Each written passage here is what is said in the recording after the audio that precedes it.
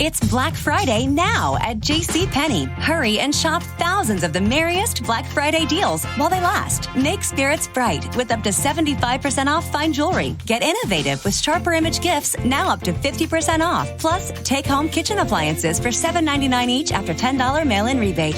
Score these deals and more all week long before they're gone. Happy Black Friday, JCPenney. Offers valid on select items 11/22 through 11/28. Conditions and exclusions apply. See store or jcp.com for details.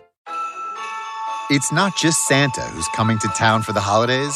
It's your relatives, and boy, are they hungry. So stop by the Home Depot for up to 25% off appliances. Plus, save up to $750 instantly. No rebates, no hassles. Not only will you get a great deal on a fridge, you'll save enough to fill it up with food. Make the holidays yours at the Home Depot. How doers get more done. Valid November 3rd through December 1st. U.S. only. Gas appliances extra offer valid on select appliances and while supplies last. See online or associate in-store for details. The following is brought to you by the Social Suplex Podcast Network. Hey, what's up? This is Jeff Cobb, and you're listening to Keepin' It Strong Style.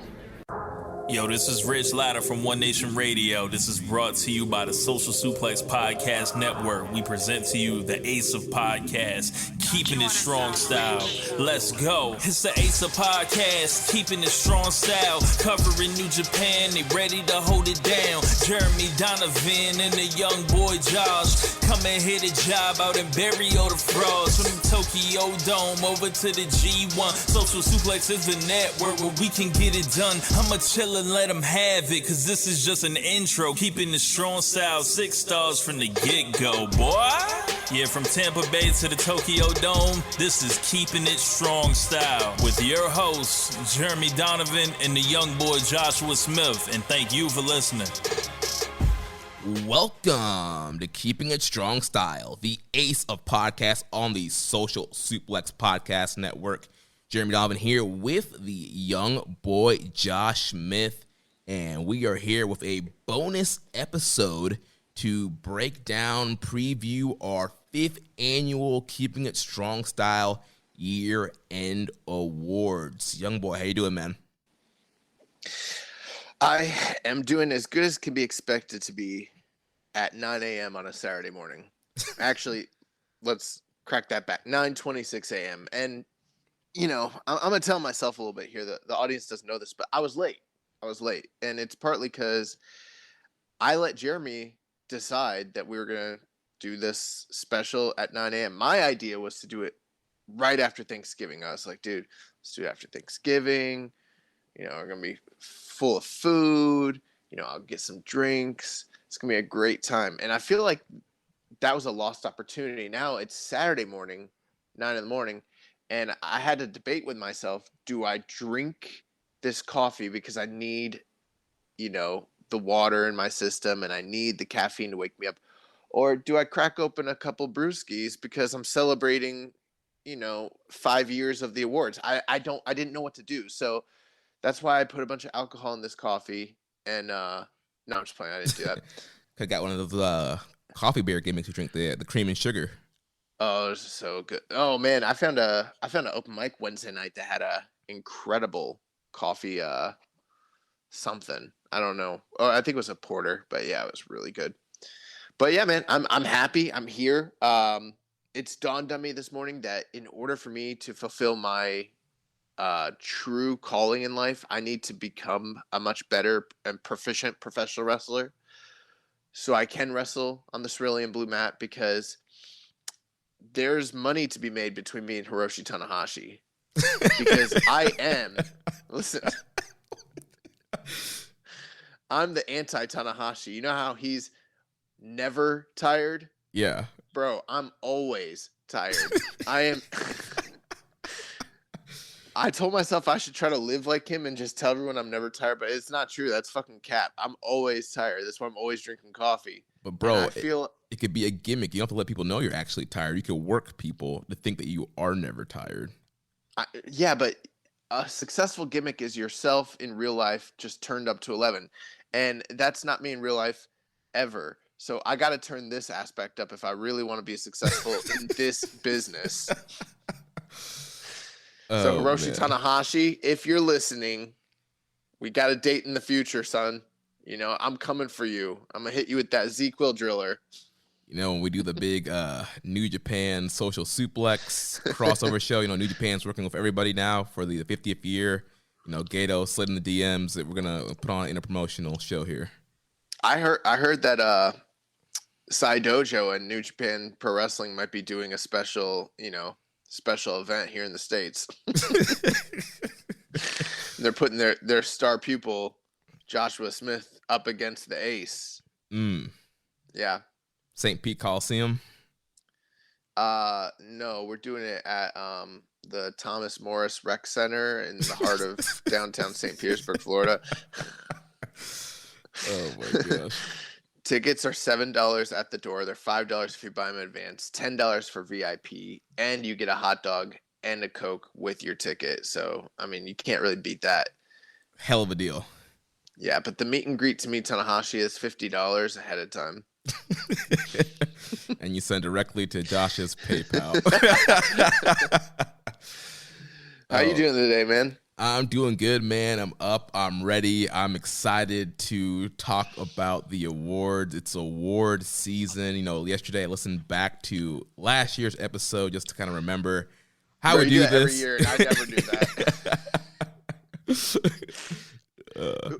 that. Did we do last year with Rich? We did. We did, and that was the year where we were like, this guy doesn't know what he's talking about anymore. We got to get him off this shit. It was him just burying Evil and LIJ for 3 hours. That was a pretty funny show. Yeah, it was. Well, guys, you're in luck. It's just gonna be me and Jeremy today, which that's the OG crew, and this was my idea anyways. Every good thing that happens in the show is my idea. All the bad stuff, that's Jeremy's shit.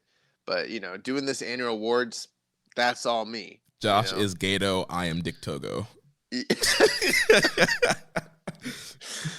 Oh man, no, yeah, I'm Enoki, and you're Simon Enoki.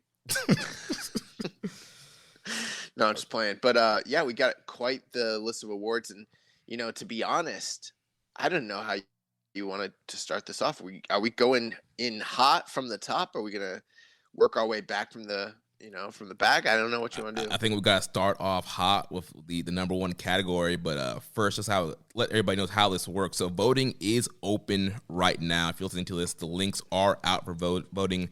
I made an easy short link for you guys to go to. If you go to bit.ly/KissAwards21, that's the link to the Google form. You can also find it on our Twitter, on our Discord.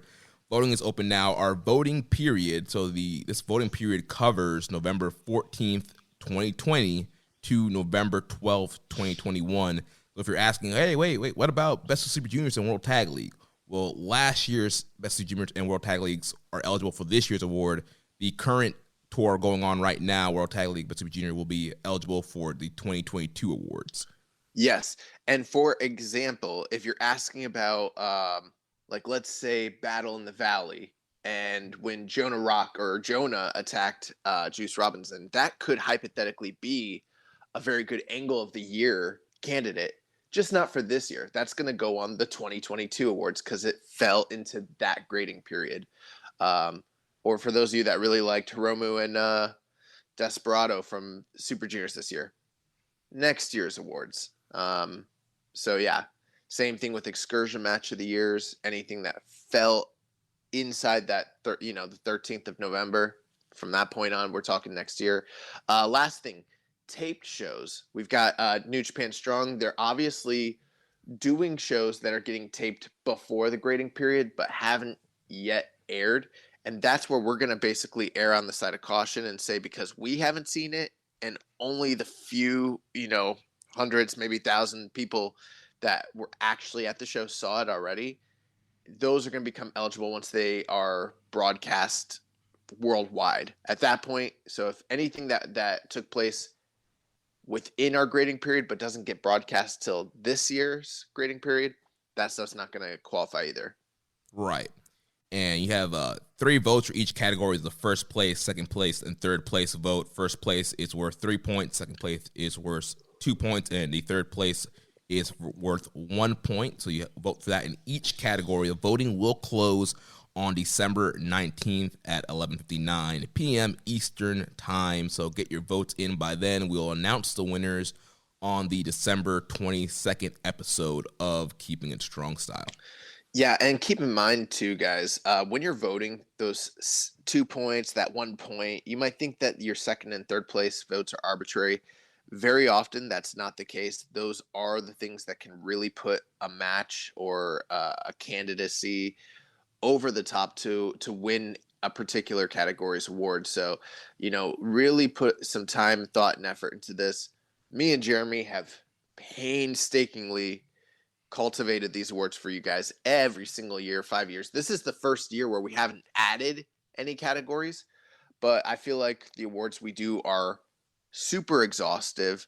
And in a certain sense, this was maybe both the hardest and easiest year because it felt easier to actually pick out the winners than it has been, or pick out the nominees than it has been in the past. But because we weren't keeping up with these awards throughout the year, it was also harder to kind of like go through and recall exactly what we needed to have done. But when it was all said and done, we created an incredible list of nominees. We're going to be very pleased and happy to go over them with you guys. And the two things we ask is that once you've heard this and you've listened to it, you go out, you vote. But then we're also going to ask that you share this inside your wrestling groups with your wrestling friends, in group chats, in Facebook groups, on Reddit, on Twitter, and anywhere that you can think of. It's the one thing we ask annually because these are your awards. We're not going to alter or change anything based on what you guys vote. We set up the nominees. From that point, it's in your hands as to who wins these awards, and we want these awards to be considered exhaustive and authoritative. So, that can only happen if a lot of people are getting involved with them. So that's where you come into play.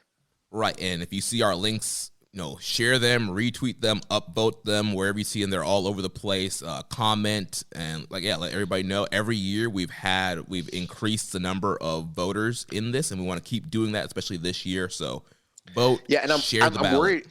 I'm worried because the product is kind of viewed in a quote unquote down period, although going into 2022, things are looking up. So I'm very excited and optimistic, but I'm worried, is the myth true? Are there less people watching? Are we going to get less votes for the first time ever? I don't know, but I'm hoping that's not the case because I feel like our listenership has gone nothing but up over the years, even now. Right, yeah. We've had a steady growth in listenership, even in the down period. So if you're listening, please, it doesn't take long. Fill out the form, download. Don't worry about putting your email in there. We're not going to spam you. That's just to collect the data, make sure only one person's voting, and we'll only email you about award-related stuff. So don't have to worry about being spammed with your email. That sounds like the kind of shit Jeff Bezos says to somebody before they, in the early days of Amazon. Oh, don't worry, just give it to us. 15 years later. All right, so we're selling all your data. I'm not going to sell your email or your ballot, so get all that in, share it. Let's get a ton of votes once again for this awards, but let's jump into this thing, man. Let's start with the number one award here. One more thing before you announce the nominees. For people that are listening, we tried to do two things, if at all possible, with these award nominees. We try to go alphabetically, typically by last name, if possible, and we try to go chronologically, especially in terms of shows and matches of the year. So if you're wondering why certain things are ordered a certain way, that's usually the rhyme or reason behind it. Right. So let's start with the Antonio Inoki Wrestler of the Year Award. And we'll start with the nominees here. So first off, we have Jeff Cobb. Then we have the Golden Star Kota Ibushi, the Stone Pitbull Tomohiro Ishii, the Rainmaker Kazuchika Okada, the Assassin Will Ospreay, Zack Saber Jr., the current IWGP World Heavyweight Champion, the Dragon Shingo Takagi, and then last but not least, the Ace Hiromu Takahashi. Yeah, so we got a great list of candidates here. There are some notable names that are not included that, you might be wondering, who aren't here. And we won't go into great detail, but if they weren't nominated, it's because we didn't feel that their list of accomplishments within this grading period matched up to the men that we have listed here. And that's why you don't see Naito, you don't see Jay White, Suzuki, some of the names that you would typically, traditionally expect to see here. Right. Tetsuya Naito was our 2020 Antonio Inoki of the Year winner. So yeah, big kind of a upset there for him not being here. But like you mentioned, within this grading period, Naito just didn't do enough to get on the ballot with these gentlemen. Yeah, but we've got some new names here. I mean, Jeff Cobb, I think this is the first time he's ever been nominated for this award, so big year for him. Zack Saber Jr., he's been on the ballot before, but if I'm just going based off memory, I think the last time he was on this ballot was when he won the New Japan Cup in 2018. 17, 18, so it's been quite a few years. And then, the rest of the list are guys you kind of would expect, but, some of them have more serious shots at winning this year than they have in the past. So kind of a changing of the guard.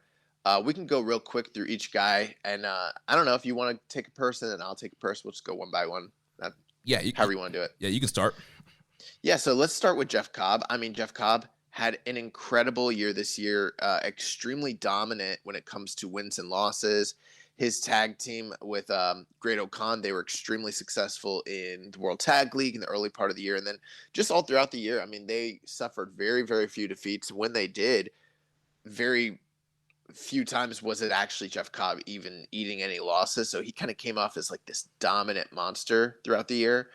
And then you take a look at like how he performed after joining United Empire, and then his feud with Kazushika Okada. He beat Kazushika Okada just prior to going into the G1. So that was, a huge change in the guard type of win for him. And then going into the actual G1, he was the first ever man, not just Gaijin, but man to go 9-0 through the field, undefeated. Or actually, I'm sorry, was it 8-0? Yeah, 8-0. 8-0 through the field, going into the finals for the B block with Okada. He lost Okada, but that still made him basically secure his place in history as the first ever talent in that tournament's history to have an 8-0 record. And then if you also combine that with like his wins from the year before, I mean, he's had an incredible role when it comes to G1. Plus, he had incredible matches this year with the likes of like, Kota Ibushi and, Shingo Takagi. And, he just really has been on an incredible tear when it comes to in-ring performance, even his new persona. And for that reason, he's got to be one of the leading contenders for Antonio Inoki Wrestler of the Year. Yeah, definitely. I mean, I can remember us talking about Cobb when he first kind of came in as a baby face. He was kind of in Hantai, feuding with Goto, and we're like, man, there's just something missing from him. Like he's not quite, there all the way. And then, he turns heel, joins United Empire. The more vicious, aggressive side of him comes out, and now he's put everything together. And yeah, definitely deserves to be on this list here. Okay, cool. Well, the next one, and I guess we'll just do through this format. So we got Kota Ibushi, the Golden Star. Incredible year. This is one where people, I think, are going to be a little bit mixed because he did suffer from some inactivity due to the respiratory pneumonia aspiration pneumonia that he suffered. And then, the tragic finals of the G1 where he had that shoulder injury and was forced to, bow out early due to injury during the match. But I mean, if you really look at just the kayfabe aspect of it, plus his in-ring performance, I mean, very few people could really argue against Kota Ibushi's accomplishments. I mean, he won the title for the first time ever in the Dome on January 4th, and then turned around and defended it on January 5th in two of the top matches of the year against two of his toughest opponents in Naito and Jay White. From that point on, as the double champion, he went on to have multiple successful, defenses against Sonata and Desperado and Naito. And then he became the first ever IWGP World Heavyweight Champion, had an incredible defense against Will Ospreay where he dropped the strap, and then, went on to have a series of great matches throughout the year, goes into the G1 after, suffering that aspiration pneumonia. Had great matches throughout the year with Jeff Cobb, Tanahashi, had a successful G1, goes to the finals of the G1 for the 4th year in a row, which is a first ever in history.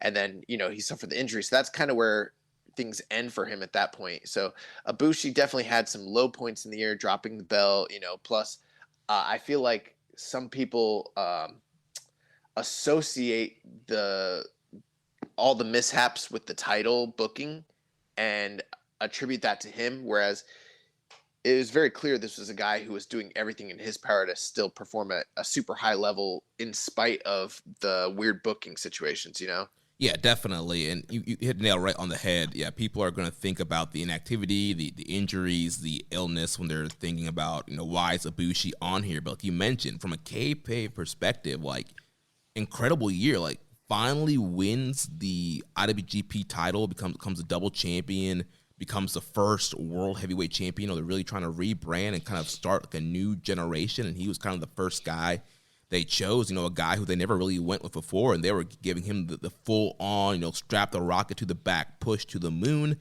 wins that world title. Also, he loses it pretty quickly to He was God.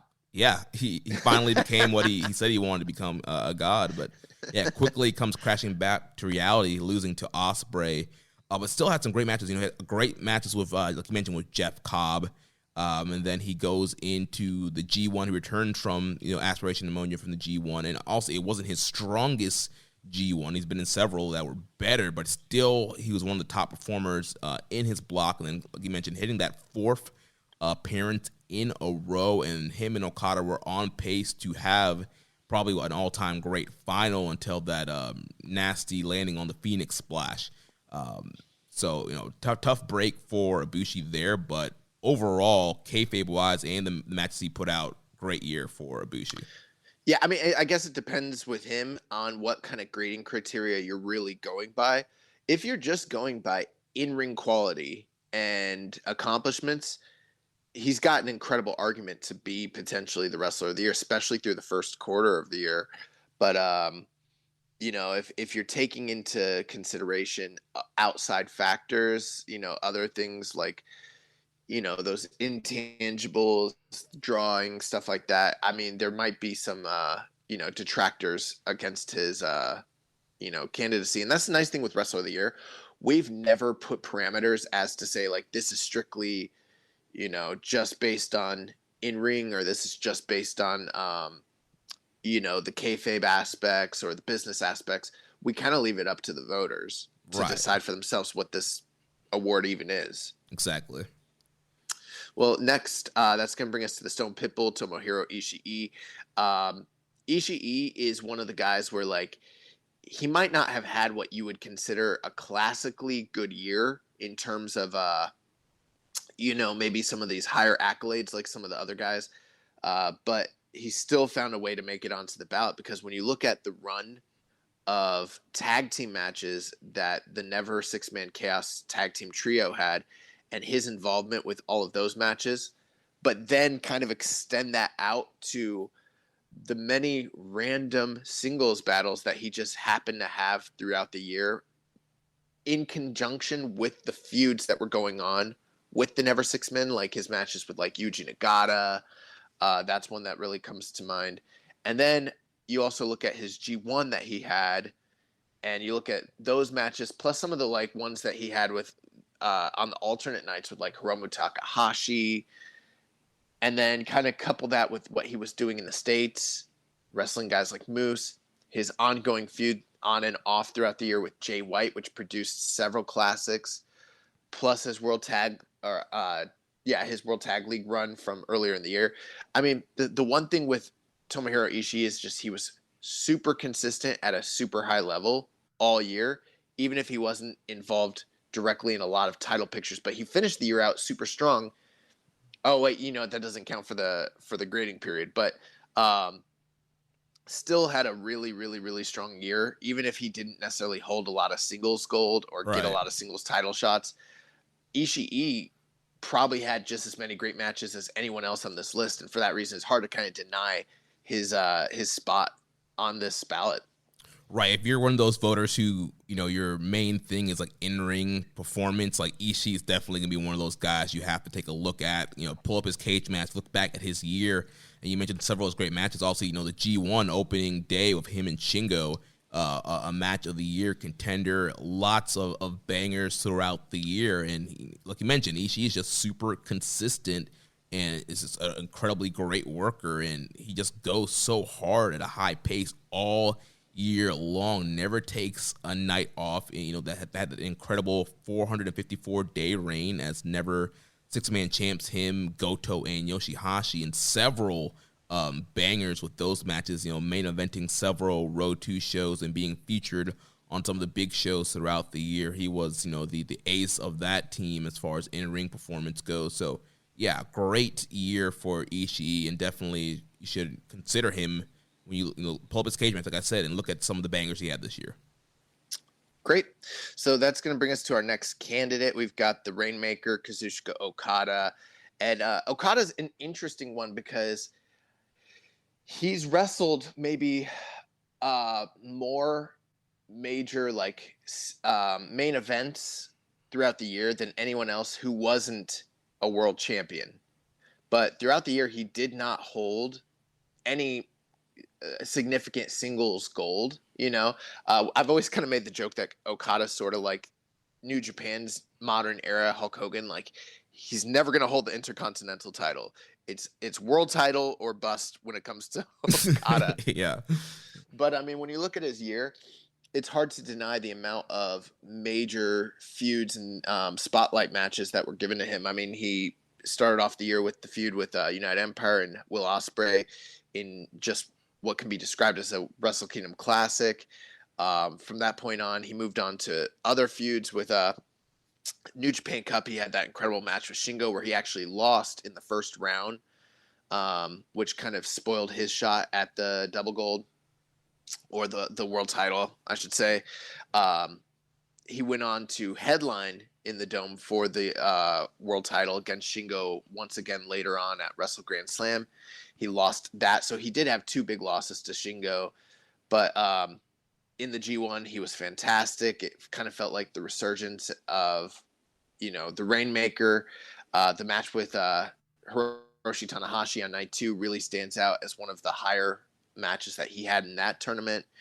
And just all throughout the year, classic matches, especially the feud with Jeff Cobb. That's another thing that really stands out, his trio of matches that they had. And going through the G1, finally winning it again after 7 years being on the outside and being positioned to headline the Dome and really be a figurehead going into that Noah feud, kind of seems like he's regained a sense of that Rainmaker character, and he's kind of resurgent and almost a throwback to himself once again, Right, exactly. And that's kind of the whole story of his G1, the Rainmaker being back and using the Rainmaker to win matches and only using one. Back in the day, he would, do 3, 4, 5, 6 Rainmakers to finally win. But after this layoff of using it and using the money clip, and, now he's back to using it. He's only taking one Rainmaker to put people away, or the Rainmaker. And that was the theme of G1, but almost the theme of the whole year, like you mentioned, him just kind of coming back to prominence, starting off hot, the big win over Ospreay in the Tokyo Dome, and just kind of riding that momentum into the year. Several big opportunities. Obviously, ate some big losses to the Shingo New Japan Cup and the world title match at Wrestle Grand Slam. But overall, again, another in-ring before match quality. Also, this is a very well-rounded guy. He's a guy that draws. You put him in there, he's going to draw a house. He's a great performer. Obviously, we don't speak Japanese, but based off his promos, seems like he's a good promo. And he's a well-rounded, he's the ace. And obviously, as long as he's wrestling, he's probably going to be a nominee on this award. Well, you know what they say, if it's not broken, don't fix it. But very clearly, it was broken, and he, in kayfabe, has gone back and retooled and refined that Rainmaker, and it is fixed now. So, yeah. They've kind of rehabbed that maneuver and brought him back to the dance, as they say. Yeah. So next we have the assassin, the leader of the United Empire, Will Ospreay. So this has been, I would say, a breakout year for Will. we saw the formation of the United Empire towards the end of last year, but really kicked into gear this year with the full crew of Jeff Cobb and Great Okan and Aaron Hanare.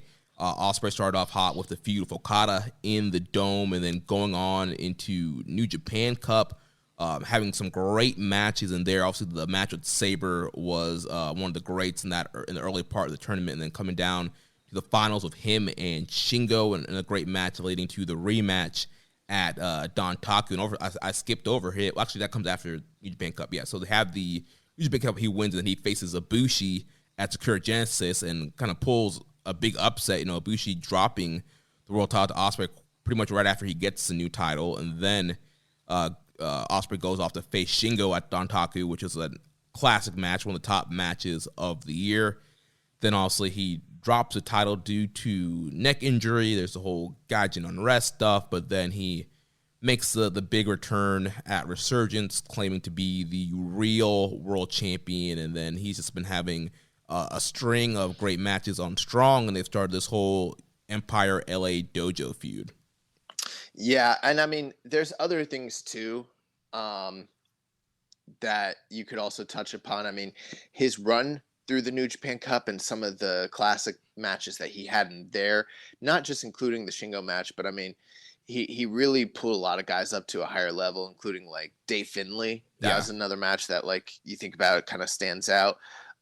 You talked about the Tenkoji feud. I mean, the amount of greatness that he brought out of an older Kojima in that, street fight / basically ladder match was, that was something really, really special. And it's not even just the amount of great matches that he had, because he always has those, but we saw him finally turn in last year's G1, which is right on the cusp of the grading period.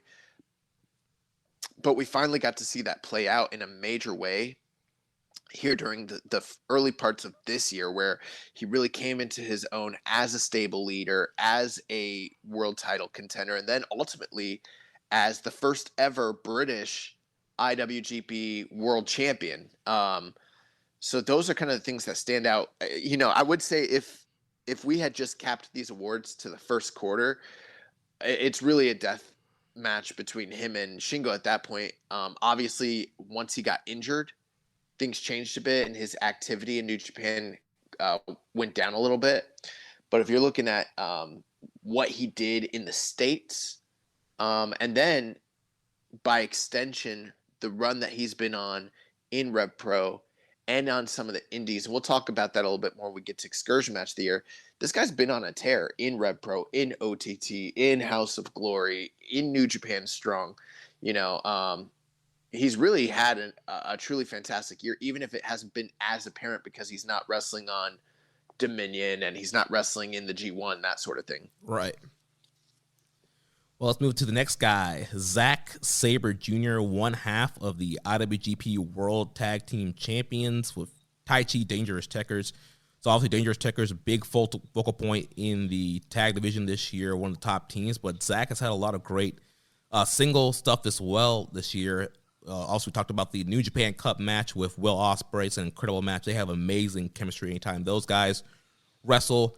And then also Zack Saber had a kind of a breakout G1. He tapped out the top of the A block. He taps out Naito and Shingo and Ibushi. People were really rallying behind Zack this year, wanted him to win the G1. Got a world title shot right at the end of the voting period against Shingo Takagi in another great matchup. And then also at the G1 finals, the big exhibition match with Katsuyori Shibata, which is a huge surprise. And for 5 minutes, people love that match, and it's super high on Cage Match. And yeah, Zack had a great year. Yeah, I mean, when you kind of consider everything that the Dangerous Tekkers were doing, and then what he was accomplishing outside of Dangerous Tekkers, and you kind of combine those, you got a similar situation to Ishii, where you sort of have to consider not just his single stuff, but the sums of all the parts of his activity throughout the year. And I mean, Dangerous Tekkers, in terms of just, if you're excluding the never 6-man tag team championship run of the Chaos Trio, they're absolutely at the tip top of the tag teams. I mean, when you look at what they did in World Tag League, coming out of World Tag League, the feuds they had with God, the feuds they had with Sonata and Naito, and then also the matches they had with Goto and Yoshihashi. They were really like tearing it up this year in terms of tag action, like just totally dominant. Lost and regained the title several times throughout the year, and in many classic tag team matches. We'll go over that during tag team match of the year. But then you look at his like New Japan Cup run and the matches he's had with Gabriel Kidd, the match he had with Will Ospreay, which that was like a early match of the year contender, and could even potentially win match of the year. That's how good that was. And then beyond that, looking at his G1, where he was resurgent and he was beating the top of, what was that, B block, A block? A block. Yeah, the top of the A block. Like, he was running through everybody. And then that special moment with Shibata. I mean, Zach has really had an incredible year. And I feel like people maybe didn't give him as much credit, but when you're looking at it as a totality, you're like, holy shit. Plus the Shingo series. And then closing out the year with that really incredible power struggle match. Yeah, he's got a really, really good candidacy. Like, I feel like he's got a stronger argument in 2021 for being Wrestler of the Year than he did when he won the New Japan Cup. Yeah, I was about to say that. I absolutely agree. Like, this incredible in-ring year and a lot of focus. And then, yeah, especially that Shingo feud, I think really kind of pushed him over the top there in a great way, and his eligibility with that match at Power Struggle. Great. Well, next we've got the IWGP World Heavyweight Champion, Shingo Takagi. He was the third man this year to win the IWGP World Heavyweight title. He failed in his first attempt to win it when he wrestled Ospreay. Yeah, okay, that's right. He got a title shot against Ospreay in the rematch, correct? Right. So he lost Ospreay at the New Japan Cup Finals, and then he came out and challenged Ospreay after him and Okada walked out, and he got the first shot. Where did they wrestle? Was that Kazuna Road or Dontaku? Dontaku Night 2. Okay, Dontaku Night 2. So yeah, he failed to win the title in his first attempt to win it, but then ended up facing off with Kazuchika Okada for the second time in this year. During Wrestle Grand Slam, he upset everyone who thought that it was, LOL, Okada wins. Shingo finally wins the belt as an outsider, a guy who started in this company as a junior heavyweight, a power junior, decimated that entire division, came into the heavyweights, and, people were saying he was just going to be a never guy, and, kind of bucked above that trend. And maybe some of it was fortuitous just based on sickness and COVID and Gaijin unrest. And it might have taken a lot of outside factors for them to decide to go with this guy. But, I mean, if you look at his year, you go on Cage Match, and not everything should just strictly be based on Cage Match. But if you go on Cage Match and you look at the top matches in New Japan from this calendar year, of the top 16 matches that are there, Shingo's got 1, 2, 3, 4, 5, 6, 7, 8, 9, 10, 11 of the top 16 rated matches. They're all his. Throughout the year, he's got 17 of the top 100 matches. So you can see he trended extremely high. I think that's more than anyone else that's on this list. And then when you look at his accolades, he probably had the MVP run of the New Japan Cup, even though he lost in the finals. I mean, he was the guy who had more great and important matches than anyone else in that tournament. He beat Okada twice this year, which is like no easy task. He had an absolute banger with Jeff Cobb at Wrestle Kingdom, shown super bright on one of the brightest stages, and then goes in the G1 and probably has the MVP run of the G1 as well, even though he didn't win that. And, successfully defended his world title all throughout the year, ended the year as the champion. Many people never thought that we'd live in a world where he would headline the Tokyo Dome against the Ace, but that's against the Rainmaker, but that's exactly what's going on. Plus his series of matches with Hiroshi Tanahashi earlier in the year, that can't be denied. I mean, I don't want to say that there are favorites, but it's going to be tough for anybody to overcome the quality of work that Shingo Takagi has laid out this year. Yeah, you want to talk about a well-rounded guy. Shingo has the matches. He has the feuds. He has the promos. He has the accolades. Like, this guy literally has it all, absolutely killing it. I remember when he first came in and we were getting questions, will Shingo ever be an IWGP champion? Will he ever be a main eventer? Will he be stuck in the the never mid-card division? And at the time, I felt like, yeah, they're kind of making him the new Goto. He'll have great matches. He'll be in that upper never division. Maybe he'll get a title shot, but he won't win it. But he mentioned, obviously, circumstances happen, but I mean, I'm super glad that they went with Shingo, gave him a shot. He's been super consistent, a great world champion, great title defenses. He's been the highlight of New Japan during the pandemic era and just one of the top focal stars that have really broken out this year. And yeah, I mean, he has a super strong case, and also we don't want to sway the votes and tell you who to vote for, but it's hard not to give Shingo one of your 3 votes, in my opinion. Yeah. So that's going to bring us to our final nominee for Wrestler of the Year. As you can see, we kept the field a little smaller than some of these other categories, but this is who we thought was most deserving. So next up, we have the Ace of the Universe, Hiroshi Tanahashi. And this is another case of someone who had a sneakily good year. While he definitely suffered some losses in major spots, if there was anybody that you wanted to count on in a pitch to really go out there and deliver and kind of carry a card or carry the company in some trying times, which this company definitely had some, Tanahashi's your guy. And I mean, you look at the accolades and he's right there. I mean, Tanahashi, he had a U.S. title run this year. He had a never title run.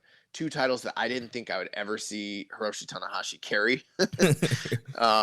He carried both of them. And, there's definitely some debate as to what belt is the new white belt. Well, I don't know which one's which, but Tanahashi carried both of them. Okay. And then again, like I mentioned with Shingo, he had a series of matches with Shingo, which both matches are rated in the top 5 of cage matches, highest rated matches. You kind of combine that with a successful G1 run. The match he had with Lance Archer in the U.S., which was very, very, very good and kind of had that crossover AEW appeal. And he is the defending New Japan guy and takes the belt back for the company. The match with Okada, which was just a throwback to their feud. And then, he beat Jay White for the never title. He had good matches with Kenta, good matches with Abushi, Jeff Cobb, all sorts of guys just up and down the card. Like, he was very, very consistent. He was another guy who was a lot like Okada. He didn't hold the top title throughout the year, but he was counted on in many big spots to headline shows and to, co-headline shows, and really just got there and make a difference. And yeah, Tanahashi he fucking ruled this year.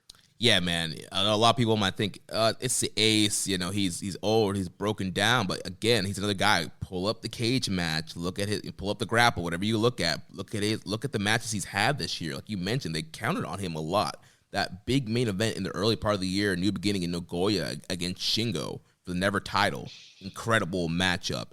And he was counted on in these main event positions. Like you mentioned, Resurgence, the U.S. title match against Lance Archer. The match with Shingo at Wrestle Grand Slam in Tokyo Dome for the world title. Like they keep putting Tanahashi in these big main event spots. They needed somebody who could draw, who could have good matches. Tanahashi was there. End of the year, the power struggle match with Kenta. Honestly, he dropped the belt there, but that was still a great matchup. So all up and down the year, Tanahashi's resume just littered with great matches, great accomplishments. Like you mentioned, never title run, U.S. title run. I mean, he was right up there. People might compare, well, why Tanahashi over a Naito? But, I mean, I just feel like Tanahashi was put in higher profile positions over the year than Naito was. I would agree with that. Plus, I think Naito missing the G1 was one of the biggest detractions. And then his kind of being relegated for a good portion of the period of the year to the tag team division didn't really help his case, plus some of the lackluster tournaments like the New Japan Cup. He didn't really do much. I mean, yeah, that's kind of some of the reason why we had to keep out Naito. We had to keep out Sonata. We had to keep out Evil. We had to keep out Jay White. There's quite a few guys that have big names and in other years probably would have gotten in, but just didn't have the resume this year to be part of these top 8. As you notice, there's no juniors either. Right. In the past, we've had guys get on there with their incredible work in the junior division. But yeah, this year, just the heavyweights. Well, that's going to do it for the Antonio Inoki Wrestler of the Year. That's the first part of the Big Three. We're going to jump straight into the second part of the Big Three. And we've got numerous big matches here to nominate. We're going to start off the year with El Desperado versus Hiromu Takahashi. And I think I'll try to be as brief as possible on these, but this was a huge main event in Sumo Hall between Desperado and Hiromu Takahashi, a match that many people said wouldn't draw in that kind of environment, and it definitely drew. It also drew upon all the rich history between these two, going back to, even their Young Lion days, but beyond that, the heated matches that they've had in these tournaments and over this title in the past, and it all kind of culminated in the very, very famous mask incident where Desperado's mask was taken off and he continued to fight through. The crowd went crazy, and this was, in this grading period, the very first truly great match of the year. Many people called it last year's match of the year. So with that being the case, Desperado versus Hiromu Takahashi, that's your first recommended match of the year. Yeah, great matchup. So then next we have Jeff Cobb versus Shingo Takagi from Wrestle Kingdom 15 for the never openweight title. And, this was your strong style fight, hard hitting, intense, brutal. These guys beat the crap out of each other. Jeff Cobb showed his power in throwing Shingo around. Shingo, being that valiant underdog babyface and continuing to fight up into, in some instances, match strength with Jeff Cobb and working really hard to get Cobb off of his feet.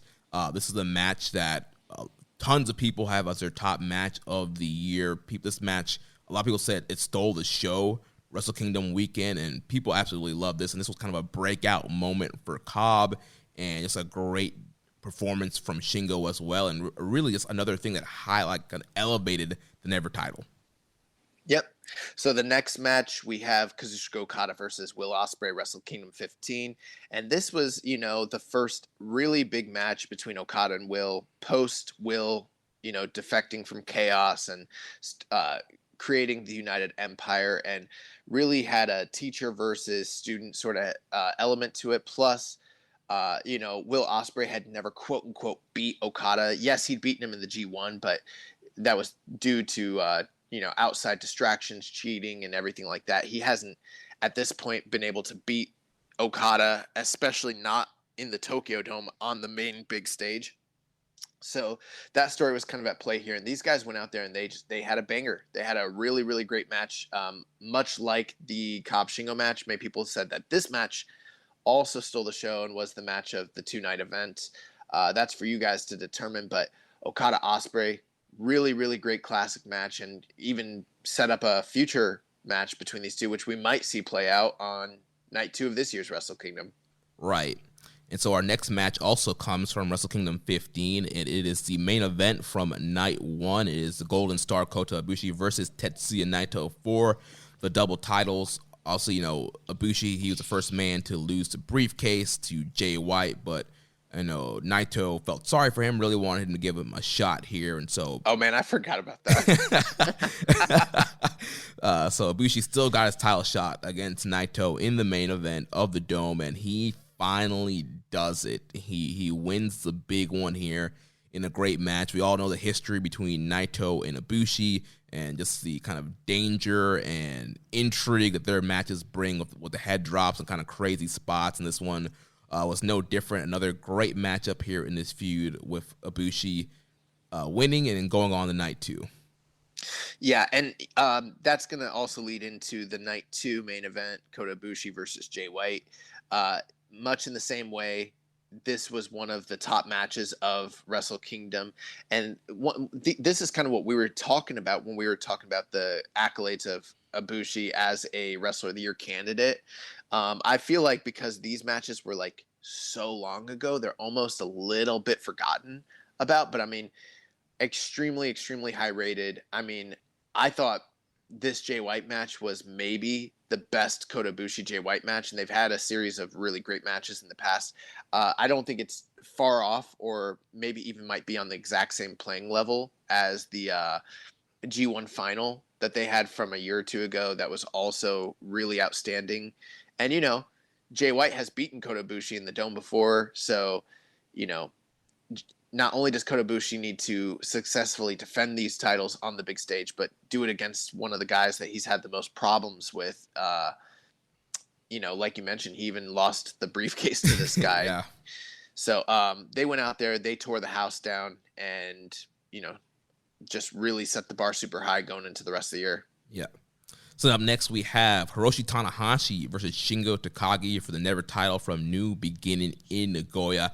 I absolutely love this match. This match got me so fired up. I wrote a column about the show and about that match. And, you know, it was the Never title, but it was like the classic New Japan style main event with the Ace, Tanahashi, and Shingo. So you had that classic main event style, the hard-hitting style of Shingo, that Dragon Gate pace, all kind of mixed into one. And just absolutely incredible spots and near falls and reversals. And, you know, Shingo had just been on such a hot run with the Never title at this point. And, you know, like you mentioned earlier, like, you really don't see a guy like Tanahashi winning the Never title. So a lot of people thought, including myself, oh, Shingo, a great defense for Shingo. He's going to move on, get a big win over the Ace. But Tanahashi, you know, O's on top, pulls a big upset here, and wins the Never title. You know, the funny thing is I remembered that Tanahashi held the Never title this year, but I was trying to remember who he even beat for it, because in my mind, I didn't remember him beating Shingo here, but I guess he did, didn't he? Yeah. Wow. So the next match, we got Will Ospreay versus Zack Saber Jr. from the New Japan Cup, and boy, oh boy, was this match great. It really showcased the talents of both men, not just a styles clash in the sense of Will being a high flyer and Zack being a technical master, but really showed both guys pulling out all their bags of tricks and showcasing that they're more than just one-trick ponies. And in my opinion, was probably the best Ospreay Saber match ever. And I've seen the vast majority of their major matches together. And even the drama of Will Ospreay, his nose exploded at one point in this match, really heightened the intensity and, you know, drama of this match. And in my opinion, was one of, if not the best match of the New Japan Cup. We got another nominee coming up here for the same tournament, but this match was truly like special. And if you haven't seen it, go out of your way to check it out. It's a great candidate. Yeah, I love that match. And I also love this matchup, the finals of the New Japan Cup, Shingo Takagi versus Will Ospreay, continuing their epic rivalry that started in the Best of the Super Juniors 2019, and the epic main event that was the match of the year for that year, and brought that rivalry over to the heavyweight division. And these guys have had an incredible matchup. You know, there was some shenanigans with B. Priestley in this matchup, but still that didn't really take away from the incredible work these guys put in and just how hard-hitting it was, and also the great reversals and counters, playing back to that Best of Super Junior 2019 matchup. A lot of great spots there, and it was the crowning of Will Ospreay, the kind of the highlight moment for him, and pushing him forward into the main event scene. Okay, cool. So then, this next match actually is the rematch between Shingo Takagi and Will Ospreay, which many said was even superior to the original match. That's for you guys to kind of decide. But it took a lot of the story elements that had been laid out between Shingo and Will, which was all playing off of the earlier series of matches that they'd had, and kind of even expanded upon that. So it's sort of like the New Japan Cup was sort of like a bridge between their earlier series of matches where, you know, the dynamics of their characters was vastly different back then. And now we're kind of into like a new saga of matches between these two, which we might see again play out on the second night of Wrestle Kingdom. But, at the time when this match occurred, many people were calling it the match of the year. Got extremely high accolades. It's highly rated on every single aggregate website, every single reviewer. And if you haven't seen the match, I highly recommend you go and see it. It's clearly one of, if not the best New Japan match of the year. Just truly, truly special stuff. And I mean, these guys have the history. They've won match of the year in the past for their New Japan Cup match. Now they're kind of remaking magic here at the heavyweight division. Yeah, definitely. So the next matchup is another rematch. It's the rematch from Hiromu Takahashi and Shingo Takagi. This is at Wrestle Grand Slam. So big rematch. The never title match was, a big favorite for a lot of people, a top contender. The rematch here for bigger stakes. This time it's for the IWGP World Heavyweight title. It's the main event in the Tokyo Dome. So kind of a big moment here, even though it's, we kind of call it the fake Tokyo Dome. It's still a dome. Shingo getting a main event in the dome against Tanahashi for the world title. Just things you never thought you would hear happening in 2021, but it is, and just as fantastic as the first match. Ton of great callbacks and reversals and spots and big moves and, high fly flows to the outside. These guys just kind of throwing it all, especially in that, really kind of bleak Tokyo Dome environment with the limited capacity. They worked really hard, really great work, got you into the match even with a clap crowd, and this time Shingo gets the win back and retains his world title. Awesome. So then that brings us to the G1 series, and first recommended match of that period of the year, Shingo Takagi versus Tomohiro Ishii, G1 Night 1. And I mean, there's no denying that this was one of, if not the best match during the G1 this year. And it started off extremely hot. Shingo and Ishii, they've got the history. They've had numerous match of the year candidates on our awards year after year, and this year is no exception. And you want to talk about strong style, you want to talk about stiff strikes, lariats, headbutts, pumping bombers, brain busters, you name it. These guys were doing it. And one of the most viscerally violent matches on this list of nominees. And they went out there and they really set the bar super high for the rest of the G1 throughout the entire tournament. And yeah, just incredible stuff from these two. Then our second to last nominee is Shingo Takagi versus Zack Saber Jr. from night 3 of G1 31. This was, a big breakout moment for Zack. Zack was coming in with the momentum of tapping out Naito and kayfabe, kind of taking him out of the tournament and coming in hot here, I'll say, against Naito's friend and stablemate Shingo Takagi. It's a great back and forth where Shingo just was trying to outpower Zack the whole match, but Zack seemed to be one step ahead, really focused in on the arm to get rid of the pumping bomber and Yukon lariats out of Shingo's arsenal, and then was finally able to get that kind of flash tap out arm bar towards the end. They're teasing that time limit. You're thinking, they're going to go for a draw, but no, Saber gets Shingo in the right spot at the right time. Shingo taps out immediately. And this was a huge win, and everybody was very excited about what this win was going to lead for Zack Saber Jr. Yeah, absolutely. And that actually led to our final match of the year candidate, which is the rematch between Shingo Takagi and Zack Saber Jr. from Power Struggle, the last major show of the grading period for us. And a lot of the same story elements that you just mentioned, they apply here as well. But with this match, the stakes are a little bit higher because the world title's on the line. And, the question is, can history repeat itself? Does Zack Saber Jr. have it in him to, make the magic happen again? Or does Shingo sort of have an out because, that match was a tournament match early on in the tournament, and the strategies and the, the thought processes of a competitor during a G1, block match is a little bit different than when the world title's on the line on a major show. And these guys went out there and actually, absolutely tore it up. The debate was hot raging as to which was the superior match. Was it G1 Night 3 or was it Power Struggle? Again, that's for you guys to determine. But both were so good that we couldn't leave them off of the ballot here. And that is going to do it for match of the year. We got 13 matches listed, which is a little bit more than we normally do. We try to keep it in the 10, 11 range, but even in a quote unquote down period, we still have at least 13, and we could have probably put on more. There's some omitted matches, but these are the 13 that we felt absolutely had to be on the ballot, which just shows you how strong of an in-ring product New Japan still is, even in 2021, even with clap crowds, even with Togoism and everything like that. Yeah, I think once again, New Japan proves that it is the best in-ring promotion going. And that will take us... Oh, real quick, I just wanted to point out, and I mean, this isn't me trying to sway anybody. These are just literal facts.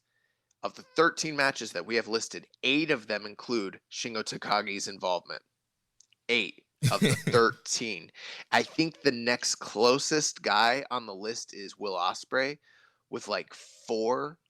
And I think you see like Zach show up in like 3, and Tanahashi's got his, and everything like that. But I mean, it just goes to show you how dominant Shingo was this year in terms of like match quality. Yeah.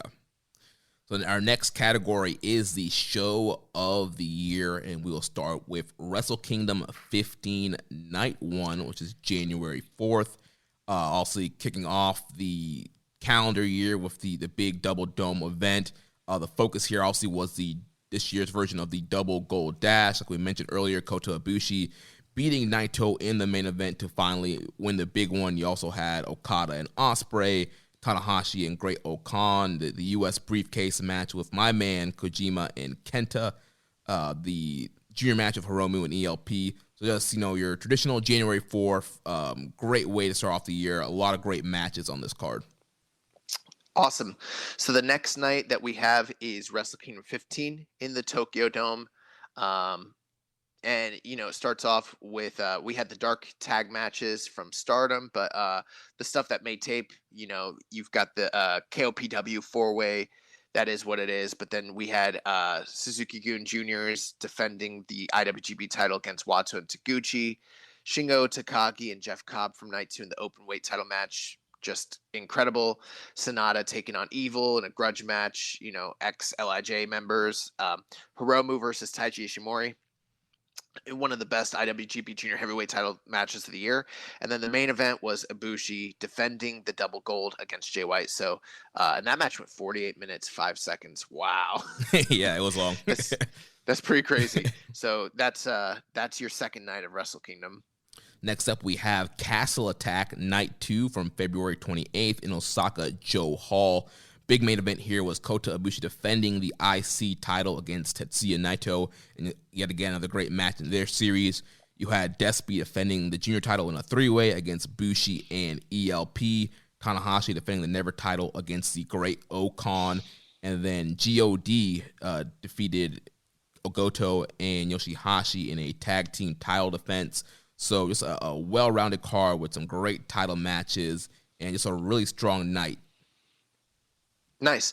So the next night we've got New Japan Pro Wrestling Dominion in Osaka Joe Hall from June 6th. We had a couple multi-man matches to start off the night, but the top 3 matches that really kind of set things off. El Desperado defeats Yo, 23 minutes, 40 seconds for the junior title in what was a very hyped and anticipated match. It was kind of the return of Yo to singles action on a major level like that. And then the semi-main event, Ibushi and Jeff Cobb, they absolutely destroyed it in a strong style match of the year contender. And then the main event was Shingo Takagi as he defeated Kazushika Okada for the vacant IWGP World Heavyweight title. Just missed nomination for match of the year, but overall an incredible night in Osaka Joe Hall.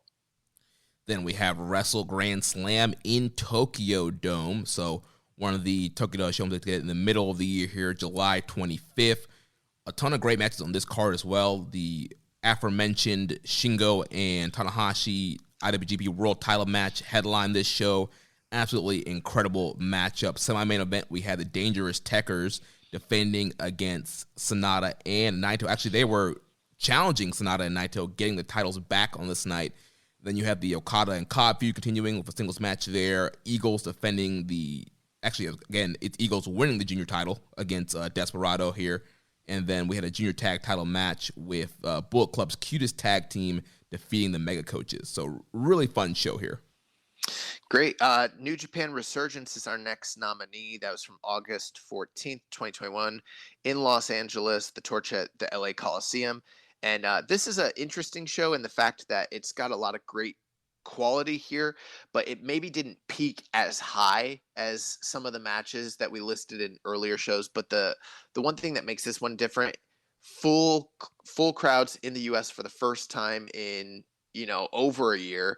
And not only that, but it also had the variety and length of a true New Japan show. We'd kind of been missing that with some of those shows that we just mentioned. There were like 5-6 matches. This was like a full length, like a 10, 11, 12 match card. And very, very good top to bottom. So you had Karl Fredericks defeating Alex Coughlin in the Alex Coughlin Challenge Match Series. We had 6-man tag team action, 10-man tag team action, all strong guys.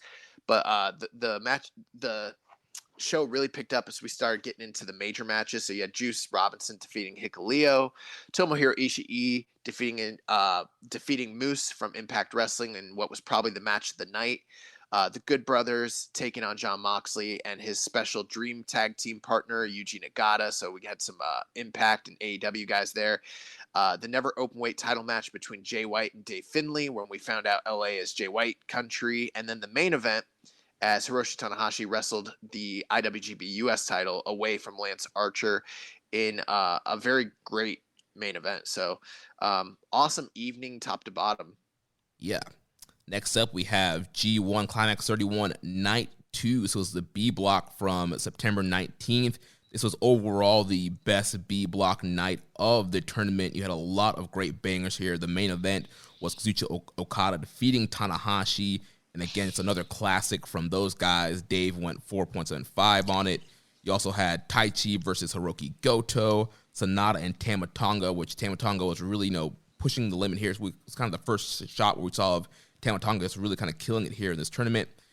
Jeff Cobb and Chase Owens. Chase was working really hard. And then you had Evil and Yoshihashi, which was one of the better Evil matches of the tournament. So overall, you said a really solid night here. Several good matches, and then one really great main event. Great. The next night that we've nominated is G1 Climax Night 10 from Korakuen Hall. And on paper is one of the strongest G1 Climax evening. So the evening started with Chase Owens defeating Hiroshi Tanahashi in one of the biggest upsets of the year and of the tournament. And then you had Evil versus Tama Tonga, which was probably the low match on the card, but kind of fed into the proposed and speculated ongoing Bullet Club turmoil. And Tama Tonga had sort of a resurgent G1 this year, so one of the maybe better Evil matches of the tournament. And then at the top, it's nothing but quality. Jeff Cobb and Taichi killing it. One of the better matches of the tournament. Those guys really, really, had an incredible battle. Goto versus Yoshihashi, a match between tag team partners and Chaos stablemates. They had an incredible match as well, just kind of riding that momentum from Cobb and Taichi. And then the main event, Okada Sonata, one of the better Okada Sonata matches in years. They tend to do better when the title's not on the line and it's a G1 Climax style match. But match of the evening, you've got 3 matches at the top of the card that are near 4 stars or above it. And then major upset to start the show. So, I mean, all across the board, one of the best G1 nights of the year.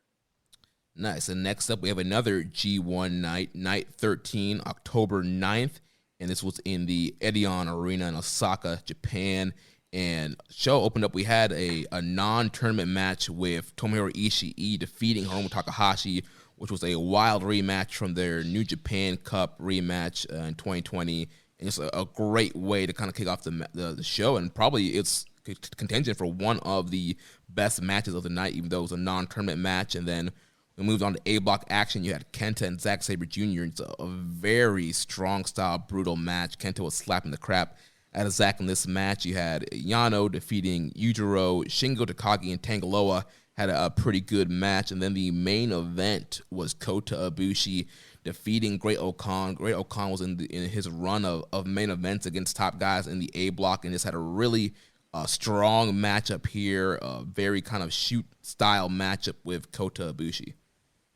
Great. And then finally, the final major match of the show of the year, Power Struggle 2021 from the Edion Arena in Osaka, Japan. And again, this is another standout show in that this was the first New Japan show, probably post Wrestle Kingdom of this year, that was a full-on production show with, you know, numerous matches, and was kind of a nice change of pace, because even though you had like more matches on the show, that kind of equated to some of these earlier matches having less match time, which was sort of a better change of pace as opposed to like the 5 or 6 match approach where everyone got a lot of time to kind of fill the space. Throughout the night, some of the standouts, the main event, Shingo Takagi against Zack Saber Jr. in a match of the year contender that we mentioned. We also saw Kazushika Okada defend his IWGP World Heavyweight title #1 contendership, whatever that is, against Tama Tonga in a rematch from the G1 Climax. Kenta defeated Tanahashi for the IWGP US title. Desperado defeated Robbie Eagles for the junior title. And then we also saw like Yano and Okan. They had an amateur wrestling rules match, so kind of a divergent sort of change of pace for the KOPW title there. The Chaos 6-man trio dropped the never openweight titles to House of Torture. And then we had a few opening match multi-man tag teams, plus a tag team match involving the new Young Lions, Fujita and Oiwa. So, you know, kind of more of a variety across the board with some really high-end matches, big title changes. This sort of felt like the show setting the table for what's going to be Wrestle Kingdom. And that's going to do it for Match of the Year candidates. So we've got a lot of really, really good candidates there for you guys to kind of suss through, and, you know, you tell us what you think is the absolute banger show of the year. Yeah, like you mentioned, you know, might be in a down year, but we still had some great shows and some great shows to pick here for the show of the year. Nice. So then we are going to move on to the remainder. We've done the big three. For the rest of this, we kind of usually just give the topic, we give the names, and then me and Jeremy just sort of popcorn around giving our general thoughts about the nominees so we can save on time, because as you can see, we've got a lot of candidates, or a lot of categories here. Yeah, so our next category is the Jushin Thunder Liger Junior of the Year Award. So our nominees, we have El Desperado, Robbie Eagles, the Bone Soldier Taiji Ishimori, Ren Narita, the Headbanger El Phantasmo, Sho, and Hiromu Takahashi. Yeah, I feel like the junior division has been a little bit interesting and sort of in flux here, because one thing you have to take into consideration, the biggest tour for them throughout the year is always Best of the Super Juniors, and traditionally that comes in May. But, you know, for last year and then now this year as well, they both ran in that November-December time slot, which is a change from tradition. And it's not that it's worse, but I mean, it's definitely just a change, because typically stuff that happens at that period of the year kind of becomes a little bit of an afterthought. And I think you and I were both expecting there to be a change in, well, I think we both thought that like COVID was going to get better and we'd end up with Super Juniors from last year on the grading period, and then we'd go back to the traditional May time period this year. And so we'd end up with 2 junior periods to kind of grade off of, but that's not really the case. So a lot of what we're grading off of is stuff that happened at the tail end of last year. And then anything that was happening in either the junior division or the junior tag division from this past year, which, you know, maybe hasn't been as hot or as, you know, heralded as it's been in the past, you know? Exactly. Yeah, I was listening back last year, like, yeah, 2021 is going to be the year of the juniors. Yeah, we really thought that, and it didn't end up being that way. And then you also have to take into consideration, too, like, Super Juniors took a different format turn. I mean, it was a single block tournament. It's not, you know, the traditional 2 blocks that we've become accustomed to. There was also a J Cup that happened at the tail end of last year. And then obviously the junior tag league, which sort of is a little bit of an afterthought, but has to be considered as well. Right. And I think the one interesting name that really wasn't involved in any of that stuff is Ren Narita. So Narita has been on NJPW Strong doing his excursion in the LA dojo. And the reason he's on here is he right now he makes the junior weight limit. So I know he is getting thick. He's putting on some muscle, but he hits the junior weight limit right now. And he's been having absolute bangers on New Japan Strong. The matches with Chris Dickinson and Tom Lawler and Fred Rosser. He's been a standout guy in the U.S. Yeah, all those matches you listed, they stand out. I mean, we're playing a little fast and loose with the rules, but as of right now, it does seem that he is a junior, although Strong isn't really I don't know what the word is, but they're not. I mean, it's an open weight promotion. Yeah, it's kind of an open weight promotion. They don't have a lot of delineation between the two weight classes, but even still, Red Narita is a junior doing some special things over there, so that's great. The first big name that comes to mind for me is Hiromu Takahashi, which, I do think he's got a case based off the fact that he did win the Best of the Super Juniors. He did go on to win the junior title this year, defend it in the Dome. He did quite a few things, but then he also injured his shoulder and spent a good period of the year on the shelf, and that kind of probably changes some of his trajectory. And then he even had, that title match with Sho, which sort of was underwhelming. So he's kind of in a perplexed situation. I think kind of a little bit similar to Kota Ibushi. There's no doubt that he was the MVP of Best of the Super Juniors. He had all the best matches. But the funny thing is, it felt sort of like the audience perception throughout that tournament was that maybe Desperado was the true MVP. By the numbers, he wasn't in terms of just match quality, but in terms of gaining accolades, gaining approval, proving who he was in this division. It almost felt like Desperado did more to further himself in that tournament, even if he was performing at a lower level than Hiromu was overall, Right, and that's a guy I definitely want to highlight because I definitely think he has a strong case in winning this, and that's Desperado. And, he had that epic final with Hiromu in the Best Super Junior 27, the big kind of unmasking moment there, and he continues fighting. It's a great closing sequence there. He has the match with Kota Ibushi, the last double title match, the last official IWGP heavyweight and intercontinental title match, and a great main event. He finally wins the junior heavyweight title, has some defenses this year. Obviously, him and Katamaru in the junior tag division as well. So Desperado, just a kind of a sneaky great year. He didn't win the Super Juniors, but almost in a way kind of like Shingo, where he didn't win all the tournaments, but he had great performances. Like you mentioned, he had that fan support and just really kind of broke out and finally winning that junior title. Yeah, and the thing with Desperado, too, is he also did business. He drew in Sumo Hall with Hiromu Takahashi. He drew with Kota Ibushi. So, I mean, he kind of proved himself as a commodity, not just as a performer, but also as in terms of popularity and his ability to connect with the crowd. And yeah, multiple time junior champion, world title, or, heavyweight title challenger, multiple time tag winner this year. He also, was in the finals of the Super Junior. So he did a lot here. A couple other guys, too, worth mentioning. El Phantasmo, this is a guy who kind of split his time between New Japan in the States and then also in Japan. He wasn't in Best of the Super Juniors, but he was in the J Cup and won the J Cup. He also challenged for the junior title this year and was a multiple time holder of the IWGP junior heavyweight titles. So, kind of, had a sort of an understated year, but was still doing a lot of really good work in the States all throughout the year as well.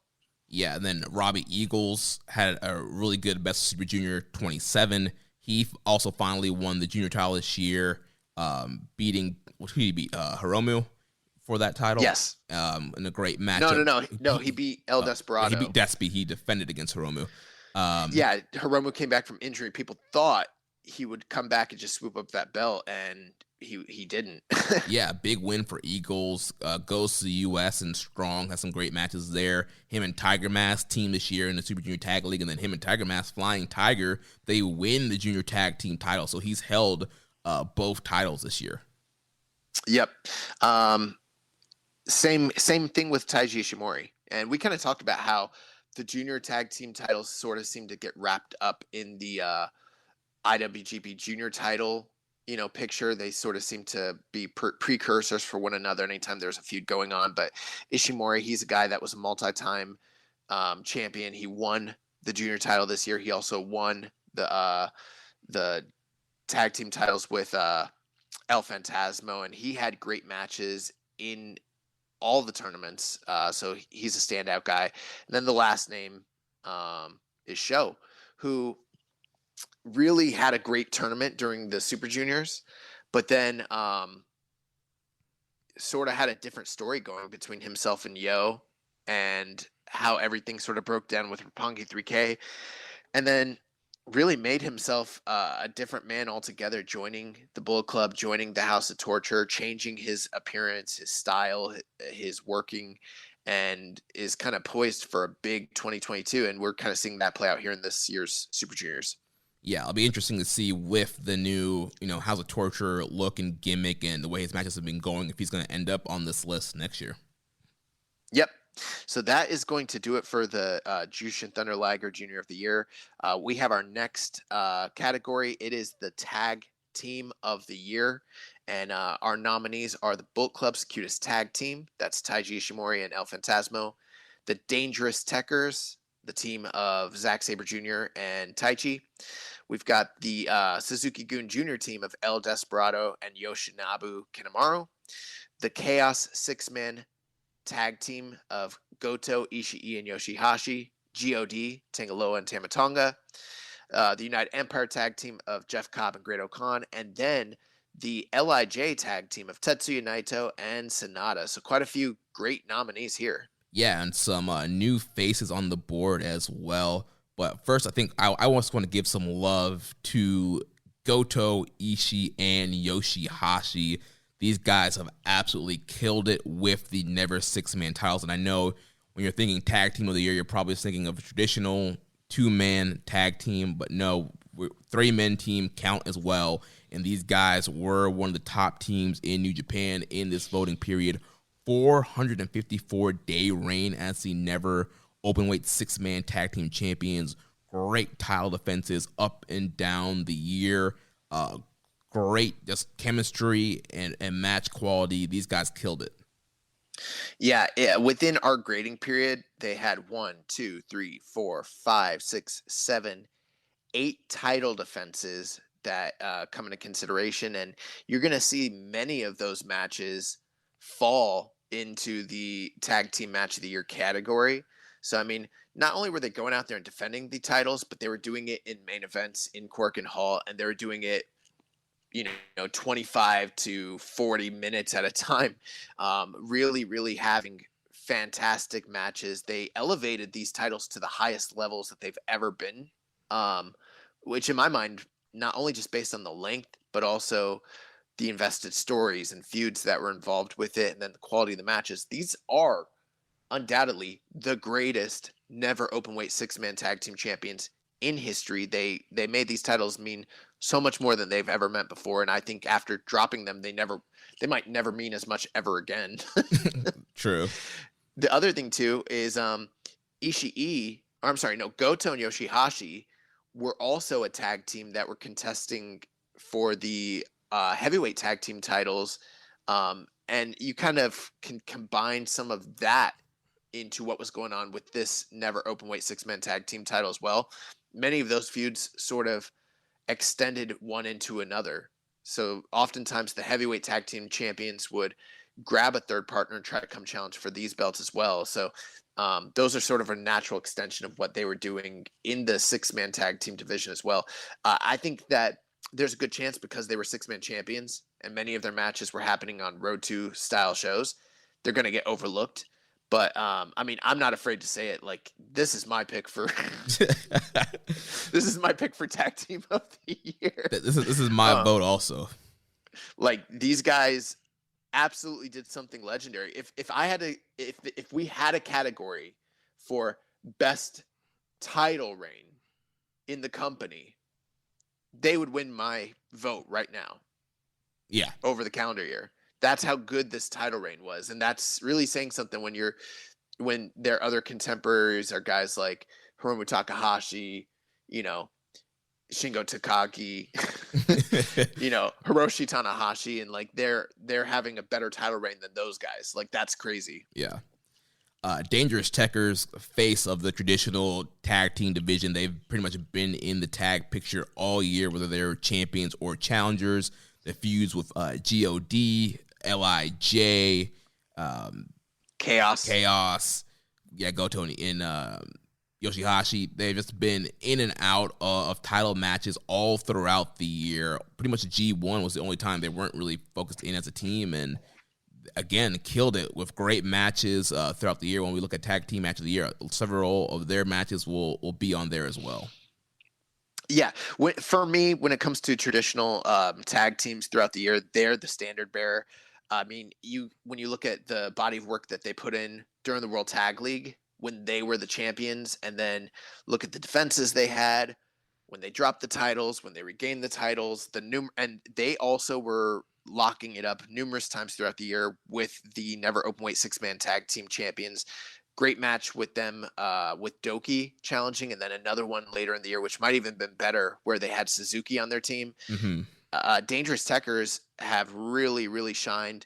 And I think one thing that might give them an advantage is, A, it's the heavyweight tag titles, so there's a little bit more spotlight on them, but B, they were doing it on many of the big shows, as opposed to like the Road 2 level that the Chaos 6-man guys were.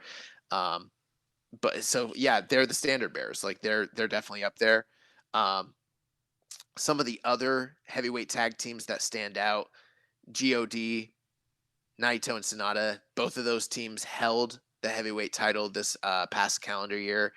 Both of them putting in incredible work. I think GOD had a little bit more of a body of work, but some of that happened in the States and wasn't always in Japan, versus Naito and Sonata, they didn't wrestle as much together as some of these other teams, but the sheer amount of quality that they put out in the short amount of time that they tag team together, plus winning the titles on big stages, kind of, I think, is what sets them apart as well. Right, those two great matches with Dangerous Tekkers, the 3-way at Wrestle Grand Slam, and now obviously the voting period's ended, but now they're a team in the World Tag League, which will obviously count for next year's voting. So also we do the kind of this shift from Naito from a singles into a tag team, and tag teams where Sonata shine. So. Yeah. Now, another team, they haven't challenged for any titles. They haven't been locked up in any major feuds, but they had to be nominated, Okan and Jeff Cobb. And it's basically based off of two things. The quality of work that they did during the World Tag League, but then you couple that with just the amount of success they had throughout the year. They were tagging on all of these Road 2 shows all year, and they almost never lost. They were just... In fact, we don't have the numbers in front of us, but I wouldn't be surprised if we found out at the end of the year that they were the most successful by just terms of wins and losses. They might have been the most successful tag team throughout the whole year. Yeah, they were very protected, ate very few losses, did great in the World Tag League, and just all throughout their feuds, with Tenkoji, and throughout the Chaos feud, all the feuds that they've had this year. Now we're seeing them with the LA Dojo feud, and now these guys they're a solid team. And also, I think people wanting Okan and Cobb in the tag league, and that seemed like the direction they were going, but things changed. But these guys still had, like you mentioned, a great year. Last two teams to make mention of, we've got Bullet Club's cutest tag team and El Desperado and Yoshinobu Kanemaru. These are two teams that were both primarily involved in the junior division, which, the junior division hasn't necessarily been as high as the Never 6-man or the heavyweight tags. But, there's no denying the amount of quality of matches that these two junior teams put on. And especially Desperado and Kanemaru, they regained those belts, I believe, twice this year. I think so did Bullet Club's cutest tag team. But I think one thing that puts the Suzuki-gun team a little bit over is the fact that they did go on to win the Junior Tag League, which was like the first time that a non-Roppongi 3K team won this in years. So that was kind of a shining moment for them. But both teams really putting in the work in kind of a down division. Yeah, great stuff from both of those teams. Focal points of both the junior singles and junior tag divisions. Awesome. Well, that's going to do it for Tag Team of the Year. Yep, so our next category, the Karl Gotch Strong Style Award, and we have a murderer's row of nominees here.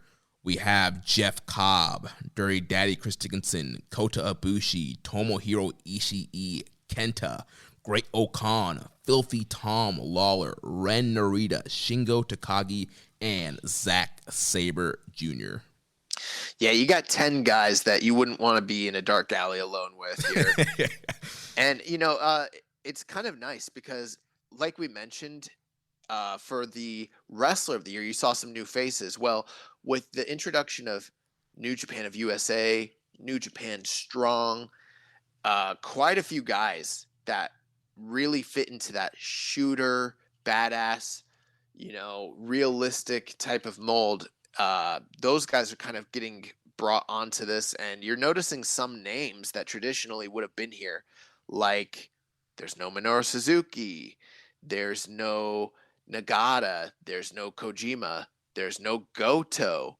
These are some of the guys that like you would be like, oh, those are like shoo-ins and locks, but based on the year we've seen and the amount of the shift towards realism in the US on these strong shows, it's really opened the door for some of these newer names to really kind of make their mark and kind of show that they fit the mold of Karl Gotch this year. Yeah, and with that, like you mentioned, it really made the field tough. Even a guy like Taichi with his strong style offense is a guy that would traditionally be on this list. But you had guys in the U.S. like Dirty Daddy Chris Dickinson with just his intense style and the chops and his lariats and just the intensity he brings to New Japan Strong. The matches he's had with 50 Tom, the Suzuki match, the Ren Narita match, he was just a bruiser on New Japan Strong. Yeah, and for those of you who are unfamiliar with this award, if you're a longtime listener, you know, but the Karl Gotch Award isn't about who's the best wrestler of the year. It's about who is the most realistic / violent wrestler of the year. So it's about who's going out there and who's proving that they're about that life, whether it be, guys that are going out there and having major striking exchanges, or guys that are going out there and tapping people out, or who are just showing that they can deal with extreme amounts of punishment. This is the guys that are in the fight of the year candidates. And that was one of the reasons why a name like Taichi maybe didn't make it, or even like a Fred Yehai, some guys that definitely fit the mold in terms of style. Brody King, that's another guy. Really, really talented, great guys who could fit here, but maybe just didn't based on the amount of quality, strong style level fights. They didn't maybe necessarily have the resume that some of these other guys did. So let's go through the list real quick. And Jeff Cobb is someone who I think could have always been on this list. I don't know if he's been nominated in the past, but never more so than this year does he seem like someone that is qualified. And some of the matches that come to mind are the Shingo match and the Kota Ibushi matches. And then not only that, but like this guy was just fucking people up. He's really upped his intensity, like you mentioned during match of the year deliberation. I mean, he's dropping people on their domes, going to the outside, suplexing people on the fucking floor. Yeah, those belly-to-bellies to the floor are nasty. Yeah, and I mean, he's a guy who, like, we always said, like, kind of worked more of a U.S. indie style. Well, those days are kind of gone. It doesn't mean that he can't still do a standing moonsault and stuff like that, or shooting star, but like, he's fucking people up. And then remember when he was hitting the Kamigoye, but yeah. His Kamigoye is better than Kota Ibushi's Kamigoye. So I mean, knee strikes, suplexes. Jeff Cobb's a bad man, bro. Yeah. Another new face on the list this year, Filthy Tom Lawler, the first ever strong open weight champion. He was the perfect guy to give that title to and to kind of make the top guy in New Japan strong. And, obviously Filthy Tom being a former MMA fighter, he brings that shoot style element to his matches, his incorporation of submission hold and striking in his matches, and all throughout the year, all his strong title defenses were great. And again, defending against guys like Ren Narita and Dirty Daddy Chris Dickinson, and just having these hard-hitting matches, facing off against, guys like Fred Rosser and giving them great matches. And, Filthy Tom, I think he's kind of like a low case. If you haven't been watching Strong, you probably missed some of these defenses, some of these, hard-hitting matches. The match where he won the title against Brody King, like, he's been having a lot of hard-hitting matches, using that sleeper to choke people out, and he's been an awesome addition to New Japan Strong. Bro, not only was he having very realistic, worked matches in New Japan, this man had 2 MMA fights during this calendar year to finish out his MMA career while he was the strong openweight champion. If that's not Enokiism, I don't know what the fuck it is. And, it's kind of funny. We didn't even consider the idea that maybe like an MMA fight could be an Excursion match of the year candidate, Yeah, I didn't think about that. I guess it could be. But this man, he lost at PFL 2 on April 29th, 2021 during a tournament match. But then he came back and had a decision win on June 17th, 2021 against Jordan Young, PFL 5. And that rounded out the end of his MMA career. Now he's completely dedicated to New Japan.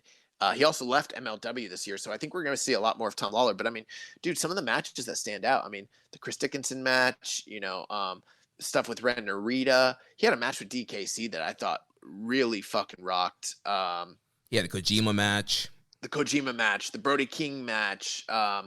Just he's out there really. And then one of the cool things is he's been beating a lot of people with multiple different submissions throughout the year. Like, he doesn't just have one submission hold that's his finisher. We're kind of seeing Bryan Danielson bring that sort of same psychology into his recent AEW work.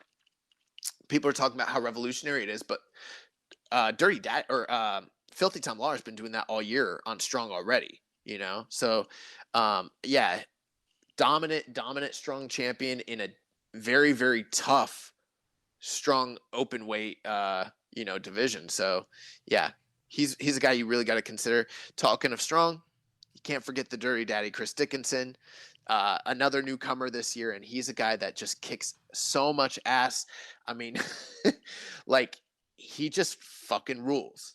He goes out there and he goes hard. He goes hard, man. I mean, I remember, like, there was one point it looked like he knocked out one of those Regal twins. I think he might have. There was one match where it looked like he knocked out what's his face before what's the high flyer? Blake Christian. Oh, Blake Christian, yeah. Yeah, it looks like he kicked Blake Christian's ass out of here into NXT before he's probably going to come back. But Dickinson he goes hard, man. That Suzuki match he had this year, the stuff he was doing outside of New Japan with Bloodsport and, just across the board. Like, this is a guy who embodies the Bushido spirit of fighting strong style. Like, there's nothing more for me to say. Chris Dickinson's a bad motherfucker. Yeah, and another guy from Strong, Ren Narita, like we mentioned earlier in Junior of the Year. Ren Narita came to Excursion to LA Dojo Strong and been picking up some surprising wins. You'd think he's still wearing the black trunks, that he's a young lion and he's going to be losing a lot of matches, and pulled that upset against Bateman, and from there just started beating guys and beating Fred Rosser, getting matches against Tom Lawler, beating Chris Dickinson. I think that was probably one of his biggest wins, and just the slaps, the chops, and just he's a little mini Shibata. The way that he works in the ring, everything is so intense and snug and brutal, and he was just having these hard-hitting matches all throughout New Japan Strong. Yeah, it's been really cool. Plus, the fact that we got to see all three of these guys fight each other in the same calendar year. I think that's, the cream rising to the top, Yeah. Aside from that, obviously Shingo cannot be overlooked. We talked about the amount of match quality he's had. And, if you know anything about Shingo, he's a he's a Karl Gotch guy. He likes to fucking brawl. And I mean, many of the people that are on this list, like Zack Saber, Jeff Cobb, Kota Ibushi, Tomohiro Ishii, these are all guys that he's gone to war with this year. And, you know, we've already talked about the greatness of him, but this guy's going out there and fucking people up. Yeah. Then also, Great Okan, kind of a breakout year for him, and just his interesting style. You know, he was a former amateur wrestler, and I believe he also has some MMA background, and really just incorporating that. You know, he did his Excursion and Rev Pro. I think he picked up a lot of like technical wrestling style from there as well. And so we saw him just really incorporate some interesting like striking and just grappling, and you know, the matches with guys like Zack Saber Jr. and his matches with Abushi, just really seeing that unique style that he brings to the table. Yeah, he's about that life. Like, you know, people see the you know, the zombie gimmick and, you know, the wackiness, and they think that's the screaming. They think that's all there is to this guy. But it's like, nah, he can really fucking wrestle, and he can really, really strike, and he's very technical, and, you know, he's about that life. Another guy who's kind of similar to that, Zack Saber Jr., you know, and I think he's always sort of on the edge of either getting nominated or not, because sometimes we don't think he's maybe as physical as some of these other guys. But dude, you look at the run he had in the G1 and the amount of guys that he fucking tapped out, and then him adding mass and adding muscle to his frame. Yeah, beefed up. He's big boy Zach now, and he's been fucking people up. And like, Zack Saber's about that life. Like, he wants all the smoke all the time. Like, and it's awesome. So I mean, you know, the Karl Gotch Award is not just about striking; it's about realistic wrestling. And I don't know if there's anyone out there that can go hold for hold the way Zach does. And he's just had a standout year. Yeah, especially in the G1 is how he was tapping everybody out, just destroying people, literally breaking limbs this year. And then the last three guys, you got Ibushi, Ishii, and Kenta. And I mean, if you know anything about all three of them, these are guys that like to scrap. They, you know, they're again about that life.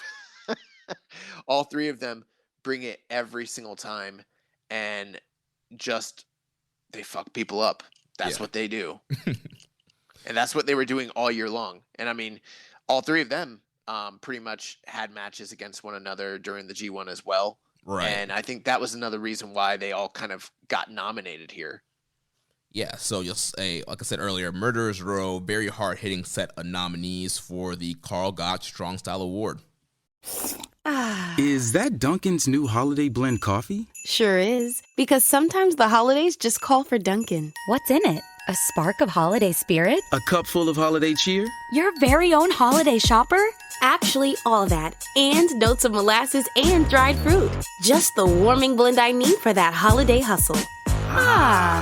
Sit through the holidays with the $2 medium holiday blend coffee at Dunkin'. America runs on Dunkin'. Participation may vary. Limited time offer. Exclusions apply. If you're looking to make an impact, there's no better place to do that than the U.S. Army. Whether your goal is to fight and cure deadly diseases, develop technologies, or seek adventure across the globe, the Army is where all of that can happen. And so much more. The Army is a team of 1 million individuals working together to take on the most complex problems in the nation and the world, and to win. Ask yourself, what's your warrior? And go to GoArmy.com to find out. Go to school while you serve. Learn about the simultaneous membership program today. And this year's kind of interesting because normally I have super strong feelings about most of the awards. This year, I don't really feel that way. You know, I have a couple ideas about some of the major awards, but like that one right there, for instance, and there's a lot like this. I don't know who's winning the Karl Gotch Award. It's going to really depend on what the voters think, because I could see strong, serious arguments for all of those guys. Yeah, I think some of the strong guys might get slighted here if people haven't been following that product and watching all those matches. So we'll see what happens up. But that's the other beautiful thing about these awards. It's not just about the winners, but it's also about educating maybe fans who it's sort of like a retrospective for the year. So for those of you guys who are listening, you might not be aware, like, yeah, Dickinson's been fucking people up, and you might want to go see that. You know, stuff like that. So we've got our next category, and it's one of the bigger ones, Feud of the Year. And this was a tough one to get down to just the amount of nominees we have. But we're going to start off hot. We got Will Ospreay versus Shingo Takagi, Tetsuya Naito versus Kota Ibushi, the United Empire versus Tenkozy, Tom Lawler versus Chris Dickinson, the Dangerous Tekkers versus Gorillas of Destiny, Chaos versus the Third Generation Dads, Jeff Cobb versus Kota Ibushi, Dangerous Tekkers versus LIJ, the team of Naito and Sonata, Jeff Cobb versus Kazushika Okada, and Ren Narita versus Fred Rosser. Yeah, just a great set of feuds here. It's again showing us the, great year that New Japan's had, even in a quote-unquote down year in the middle of COVID, in the middle of clap crowds. A ton of great feuds. I think one of the highlight feuds, the first one you mentioned, Will Ospreay versus Shingo Takagi, as we kind of pushed into this new kind of generation and, new lineage with the world title. Ospreay and Shingo were two of the quote-unquote pillars of that kind of new movement here in New Japan, and both these guys super strong performances in the New Japan Cup and then facing off in the finals and the rematch at the Dontaku, and then even with Ospreay re-emerging with the real world title and kind of their back and forth comments and the potential to another matchup with these guys come Wrestle Kingdom 16 Night 2. Just one of the kind of the backbone feuds of the year. Absolutely. Two great classic matches between them. Naito and Ibushi, another set of matches where, they might not have had your traditional feud in the sense of where it was heated and had a lot of hate behind it the way that maybe Ospreay and Shingo did. But in terms of match quality, this is two of the highest of highs this year. The match that they had in New Beginning, and then the match that they had at Wrestle Kingdom over the IC title, then over the Double Gold. And these guys went out there and fucking tore the house down 2 times this year. And I feel like that's when we were going over this, people maybe have forgotten a little bit about that aspect of the early part of the year, but there's no denying that was the highest of heights for Naito this year. Yeah. Then United Empire Tenkoji feud. It's a really heated personal rivalry and kind of one of the big first feuds of the year for United Empire coming out of Wrestle Kingdom. You had the big stretcher job that they did to Tenzan at New Year's Dash, which ultimately built up into that crazy no DQ match that Ospreay and Kojima had in the Mongolian chop-off match with Tenzan and the Great Okan. I will tell you one thing about this one. There were definitely some blow-off matches between Empire and Tenkozy later on, but I mean, when you talk about the stretcher job at New Year's Dash, that kind of kicked off the feud, and then the series of of disqualifications and no contests that these guys had on the Road to shows, and the way that they varied up the tag matches on the Road to New Beginning, and then that match between Kojima and Will Ospreay, this might not be quote unquote filled with the most bangers the way that everything else was, but in terms of a cohesive storyline, hate-filled feud, and satisfying blow-off, there might not actually be a more compelling from A to Z feud that's actually based on hate. As weird as that sounds, these guys just really fucking hated each other. And I mean, this was the feud that really established United Empire as a major force in New Japan this year and kind of brought a resurgence to the Tenkozy team. Yeah, it's a beautiful, well-booked rivalry from beginning to end. It might get slept on a little bit, but that feud rules. Dude, go back and watch the Ospreay and Kojima match. That match was nuts. Next, we got Tom Lawler versus Chris Dickinson, and you could even extend that to Team Filthy versus Chris Dickinson, because this is a feud where Chris Dickinson came into the company as a member of Team Filthy, and then as his affiliation outside in Ring of Honor with Violence Unlimited kind of came to the forefront and sort of started to rub up against his affiliation with Team Filthy in New Japan as Brody King came into the company and everything like that. It created a rift. We saw Team Filthy turn on Chris Dickinson. They kicked this man out of Team Filthy like his name was, Randy Orton in the year 2004, 2005, and then it started a series of heated matches, multi-man matches, and then, kind of culminated in, did they have one or two big matches this year in singles? I think it was just the one. Just one, the one strong title defense where Lawler defeated Dickinson.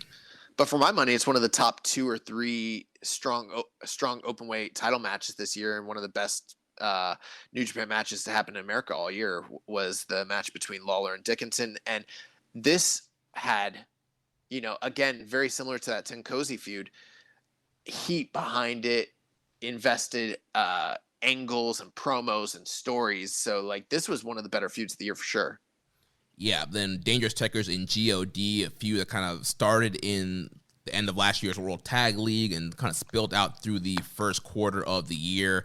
Also, you had the involvement of the Iron Claw with Tama Tonga stealing that and going crazy. And also, you had the ladder match for the Claw between Tama Tonga and Tai Chi. And so there's a lot of angles, a lot of matches, a lot of multi-man, a lot of tag matches, singles matches between these guys. There was a match where it was Tangaloa and Saber. If Saber had lost, Dangerous Tekkers could never get a shot again. So kind of an interesting rivalry depending how you felt about the Iron Claw and some of the angles there. But it was definitely a heated rivalry in several tag title matches. Yeah, and putting all the Claw stuff aside, some of the matches they had truly were really great. Yeah. Next part, Chaos versus Third Generation. This was a feud that was revolving around this never 6-man openweight tag team titles. But what really put this feud over the top was the series of singles matches between all these guys, namely that really, really great Yuji Nagata versus Tomohiro Ishii match that stood out and was kind of like the height of the singles aspect of the feud. But, there were multi-man matches leading up to the 6-man title challenge where Ishii just did not give any fucks and was not paying any respect to these Hantai OGs. And Nagata and fucking Tenzan and Kojima, they were not having it. And right. It really made for a fun, cool, interesting, heated rivalry for that short period of time. And then at the end, they all gave each other respect, which was awesome. Yeah. Cobb and Abushi, they had 2 matches this year? The G1 match and then the match from, I believe, was it Dominion? Yeah, I think it was, Dominion. So, 2 really good matches here. And also, there was a lot of build-up, I believe, into the Dominion match where Cobb was doing, like you mentioned earlier, the Kamigoye and how he was just murdering people with his version of the Kamigoye. It kind of was a really kind of heated feud and something for Abushi to do while he was waiting for another shot at the world title. No, they were in different blocks. They definitely didn't wrestle during the what's it called? Yeah, it wasn't G1 because Cobb was in the B block, Abushi was in the A block. It was Dominion. I'll look it up here, but they definitely wrestled twice this year. Was it one of the Wrestle Grand Slam? No, because Cobb wrestled Okada on one of those. Was it the Tokyo Dome Wrestle Grand Slam that they wrestled? You know what? They only wrestled one singles match, so it was the Dominion match. But they had I think the reason we nominated it wasn't because they had so many great singles matches, but it was because of the heat behind the United Empire feud with him leading up to that Dominion match. So all those multi-mans with Cobb and Okan and Cobb and Hanare taking on Golden Ace, and then they beat up Abushi and friends, a lot of Abushi and Hanma, Abushi and Wato, Abushi and Tanahashi, and they were just getting their asses handed to them by Cobb and Great Okan. And like you mentioned, Jeff Cobb really gave no fucks about the idea that Abushi was a wrestling god. He was stealing his moves, and he was proving night after night that he was the superior athlete to Kota Ibushi. And I think that's the reason why we ended up nominating this, even though in some cases, like Ospreay and Shingo and Naito and Ibushi, we've got a series of great matches. Cobb and Ibushi had one really great match. That was the culmination of a really great build. Right. And you can't always say that about all the, a lot of the singles matches that happen in New Japan don't always have that level of like care and involvement. When we went into Dominion, there was no better built story than Cobb and Abushi. Yeah. And then the match fucking ruled. Definitely. Then Techers and LIJ, another feud with a series of matches. We saw Naito and Sonata kind of become the team for LIJ this year. They won the titles from Techers, and they had a rematch where Techers got the belt back, and then there was the triple threat match at Wrestle Grand Slam that both these teams were involved in. And also, there was a lot of other build-up multi-mans and singles matches within those three matches. Yeah, so those guys went out there and had probably the most invested heavyweight tag team feud of the year that people really cared about and rated highly. So that's a great candidate. Next one is Jeff Cobb versus Kazushika Okada. And this is your in-ring feud of the year candidate because these guys had 3 matches during the calendar year, all with really big stakes. We saw Okada beat Jeff Cobb in the first match, which was in the Dome at Wrestle Grand Slam. He pinned him with the I don't know what do people call that? The Okada pin, the special pin that he does. I call it the Omega pin. The Omega pin, that's right. So yeah, he got past Cobb by the skin of his teeth in the Dome. They had a rematch just prior to the G1 where Jeff Cobb finally hit Okada with Tour of the Islands and beat him, and then they faced off against one another at the top of the A block, or was it the top of the B block? B block, yeah. Top of the B block in the finals. Cobb going in 8-0, Okada going in 7-1, and both guys just having the standout G1 performances of that block, and face off against one another in one of the best matches of the G1. There might not be as much story to this feud as maybe say some of the other heated feuds that we discussed, but in terms of sheer quality of matches, these guys had 3 bangers back to back to back, boom, boom, boom, and they were all tied to one another. They all had huge stakes, and they all elevated Cobb in a major way, but also played off into Okada's ascension back to the Rainmaker. Yeah. Then the last one here, Ren Narita, Fred Rosser. So if you're not watching New Japan Strong, you're probably wondering why the heck is this on here. But this was one of the standout feuds from New Japan Strong this year that's kind of been building slowly, with Narita and Rosser being on the opposite end of tag team matches. And both these guys just kind of showing disrespect to each other, and very heated segments. There were pull-aparts at the end of matches, kind of keeping these guys apart from each other.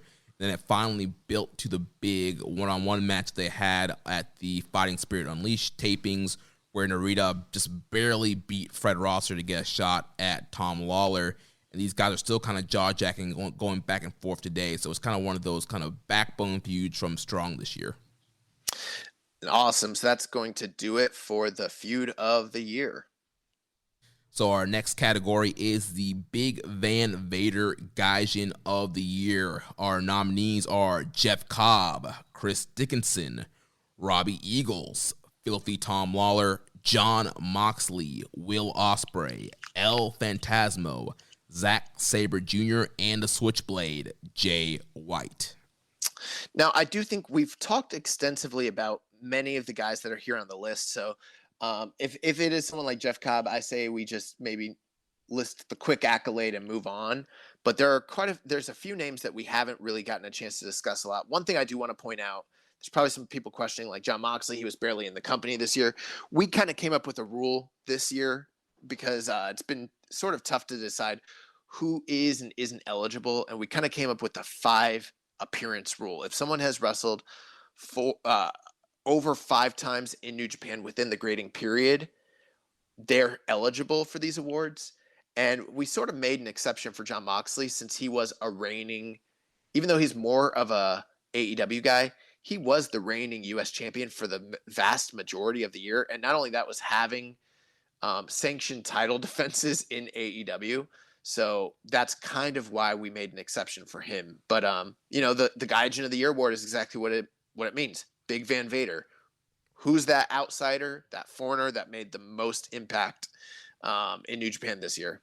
Yeah, and even represent the company. And even with his minimal appearances, Moxley still brought a lot of buzz. There was him, showing up on Strong at the beginning of the year for the Kenta feud, which kind of opened the forbidden door. And so there was a lot of buzz, and people, that was probably one of the most watched episodes of Strong. Like you mentioned, most hyped and advertised for sure. Yeah, and like you mentioned, the sanctioned title matches against Nagata and Kojima and Lance Archer that happened on AEW. Then he was at Resurgence. Machine Gun Karl Anderson. Oh yeah, I forgot about the Karl Anderson match. Yeah, and then he was at Resurgence in the tag match that we talked about earlier against the Good Brothers, and he was scheduled to be on Battle in the Valley. He did some Strong tapings. It hasn't aired yet, but him and Kingston against Suzuki and Archer. So he has some Strong appearances coming up. So they're definitely using him as much as they can. Yeah, so Jon Moxley's there. Going real quick, we talked about Jeff Cobb quite a bit in his year. That's out there. We talked about Chris Dickinson. Robbie Eagles. One thing, again, just impressing is this is the first year that he's ever won the IWGP Junior title ever before, and he really held that title for a good length of time and also won the Junior Tag Team titles. So he was a double champion throughout the year. So can't really overlook Robbie Eagles and the impact that his year has had. Tom Lawler, the first ever Strong Openweight champion, and he's defended that title extensively up until just recently.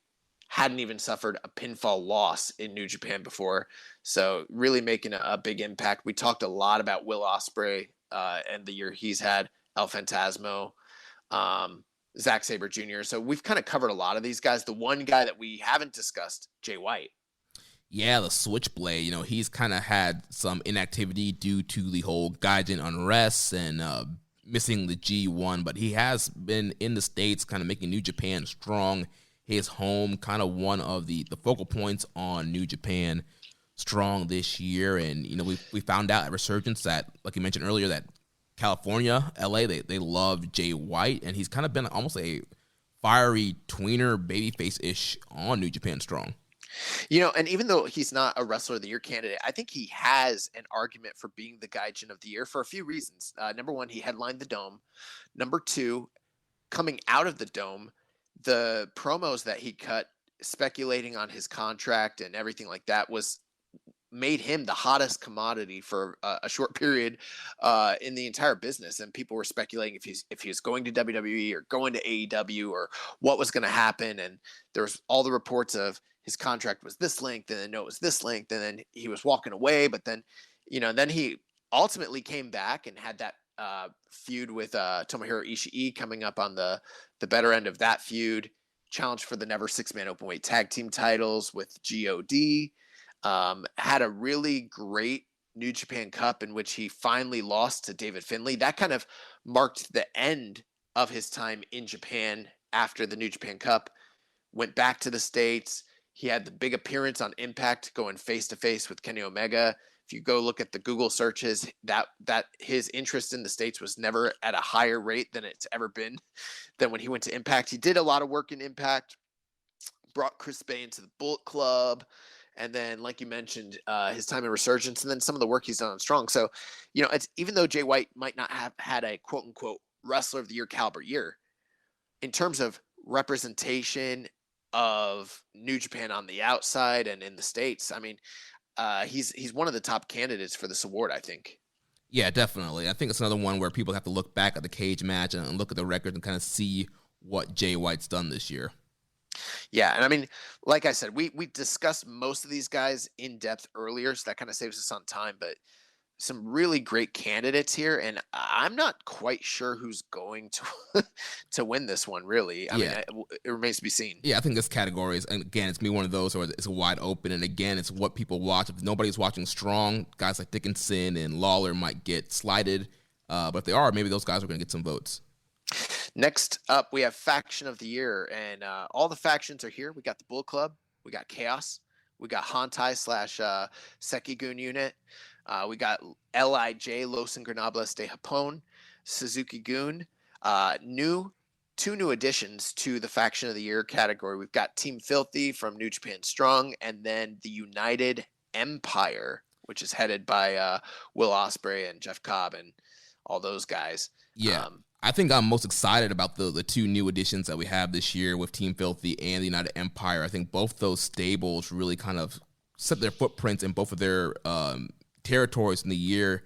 You know, the United Empire, we talked about it kicking off really strong the year with the Tenkoji feud, and then also the Ospreay and his run with the World Heavyweight Championship, Cobb and Okan being dominant. Aaron Hanare joined the group this year, so they had a really great year, and I think they were the focal point as far as factions comes in Japan. And then when you look in the States, Team Filthy, they formed this year with adding the West Coast Wrecking Crew. You had Danny Limelight, and Dickinson was there for a little bit, but that unit's been running strong. Also, JR Kratos is in that group, and they have just been kind of wrecking shop on strong, with Filthy Tom kind of being the focal point as a strong champ, and those guys, it's its backup. Yeah, the other thing with United Empire, too, is they've added some new members that have yet to even really officially make their debut in New Japan. So, you know, they added Aussie Open while Will's kind of been doing work over in Rev Pro and OTT and that sort of thing. They also added TJP just recently. So he kind of defected from the LA dojo to become a member of the United Empire as well. So a lot of good stuff there. I think the one thing that might detract for them is Will's vacating the title and then being more US and UK based for the remainder of the year. Yeah. But they still have a strong argument based on the work that Cobb and Okan did during the G1 and just prior to the G1 as well. Aside from that, the rest of these groups, you know, Bullet Club, Chaos Hantai, LIJ, Suzuki-gun, you know, it's been pretty much par for the course. The interesting things with Bullet Club, I would say, are like Chris Bay coming into the Bullet Club, but he's mostly stateside and he's done some strong work, but he's hasn't really made his true proper New Japan debut just yet. Right. And then the House of Torture kind of forming as a subgroup unit within the group, and that's kind of interesting with Jay White being over in the States, and it still remains to be seen how that's all going to play out, you know, in terms of kayfabe. Right.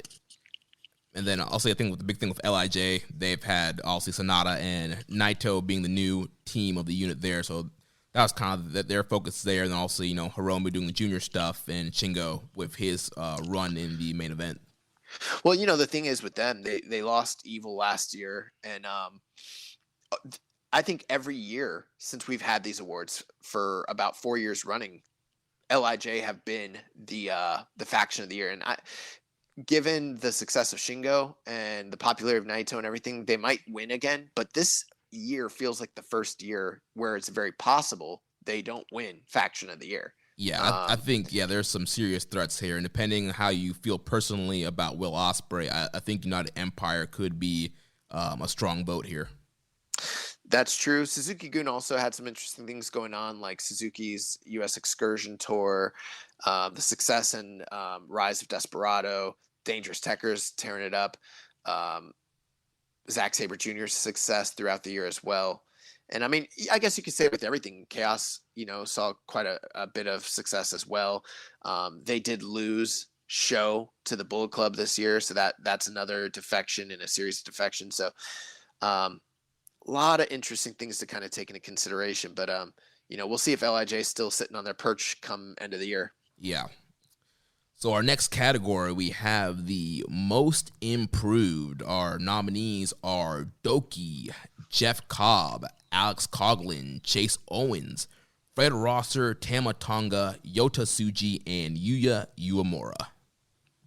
Yeah, this one's very, very, very interesting because we have a lot of new names, which is exciting to kind of, you know, go over for most improved. So, I mean, I'll start it off with the Young Lions, my namesake, the Young Boys, Tsuji and Uemura, both of those guys, you know, they went through their 7-match series challenge. We've been singing their praises since they first came into the company, and now they've gotten to the point where they've both gone off to Excursion. You know, Tsuji's made his way over to the UK for Rev Pro. Uemura's in the States working out of the dojo. But both of them, prior to leaving, I mean, they had really standout breakout years. Yuya Uemura was in the Best of the Super Juniors. Yota Tsuji, if I recall, was in the New Japan Cups. Both of them had some tournament experience. Both of them had, we mentioned that 7-match series. They each one had some really, really interesting, cool, and tough battles. We saw them get to introduce new high-flying maneuvers and finishers to their already growing repertoire. And, people were talking about Tsuji and Uemura being like, shoo-ins for being top stars in the company when they come back from Excursion. They don't feel very far off from being completed, well-rounded performers already before they even went on the Excursion, which is maybe because they spent so much time in the company before they finally did leave. Right. I think the pandemic probably definitely extended their stay in Japan. They probably would have gone on an Excursion probably a little bit sooner. But yeah, just being in Japan so long. Then another young lion, Alex Coughlin, he's been doing his challenge series on New Japan Strong, facing guys like Ishii and Josh Alexander. The unaired match with Josh Barnett. Like, there's a ton of bangers that he's had and that are coming up in his challenge match series. Yeah, and even before the challenge match series, he was getting a lot of singles matches, guys like Matt Morris, stuff like that. So, I mean, he was, the match with Clark Connors, I think, or Carl Fredericks, I should say. But I think he also wrestled Clark Connors this year. So he's gotten a lot of singles work. This, like you said, the stuff over in Bloodsport as well. So Alex Coughlin is right on the cusp of probably graduating out of that Dojo Young Lion role. And, he also returned from injury, from a serious neck injury, and kind of improved his muscle work, his frame, and his intensity and his character work as well. Like, there was a time where he felt like kind of the third guy out of the LA Dojo Young Lions. And now he feels, to me, on par with Connors and Fredericks, and maybe poised to go beyond them depending on how things shake out. So, I mean, yes, definitely improved vastly. Two other guys I think we can kind of lump together, two Bullet Club guys, Crown Jewel Chase Owens and Tama Tonga. Both these guys were in the G1 this year. Chase first G1, Tama's first G1 in a couple of years, and both these guys worked really hard in their respective blocks. Tama Tonga was a fiery babyface, wrestling without the shirt, hitting gun stunts out of nowhere, the superior flow. He did the rolling Death Valley driver bomb, and just had some really good matches. Chase Owens had that upset win over Tanahashi, got screwed out of his U.S. title match, but that was still kind of a big moment. He worked really hard as well and had some really solid matchups in his block. So both these Bullet Club guys really did well this year. Yeah, other things to take note of. I know people didn't like all the KOPW stuff with Chase Owens, but for my money, I really, really enjoyed the strap match with him and Toru Yano, and I thought that really stood out. And then obviously they had another feud just recently over KOPW, but he even won the KOPW provisional title this year. Yeah, which is like the first quote-unquote championship singles that this guy's ever won, so that's an improvement. I think the thing with Chase, we've always known Chase is good, but this was the year where they didn't just rely on him as a utility guy, but they gave him showcase matches and opportunities to step out. What's different between him and Tama Tonga, Tama is a guy who's always been talented, but has faltered in the past when he's been given single spotlights in G1s, so much to the point where we kind of got off that bandwagon of like, why don't they push Tama Tonga? And then he kind of went and redeemed himself in this year's G1. I mean, his body was incredible this year. He's really like gotten into fantastic shape. And like you mentioned, this wasn't a case of a guy who always had it and then was given an opportunity, sort of like Chase. This was a guy who'd been given opportunities, squandered them, and was given another opportunity here, and people didn't expect much, and he overachieved and really exceeded what anybody expected out of him going into that G1.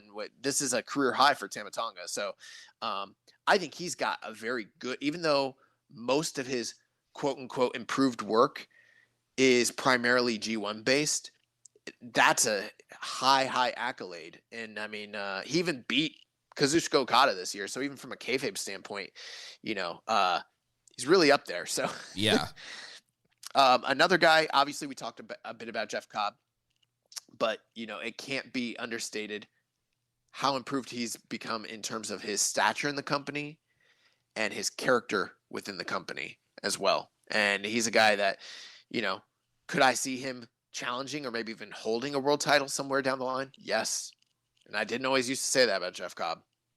Yeah, like I said earlier, he really put everything all together this year. He had the tools, he put them all together. He's on a monster run right now, and I do think Ospreay being out of the country did help his push in the G1 and kind of the momentum he got there. So I think he's definitely going to be a standout guy in 2022. Last two guys we have here, we've got Fred Rosser and Doki. And when I talk about two guys that are both on that I am not going back life, these are those two gentlemen. Both of these guys are like, they ain't I'm going never back.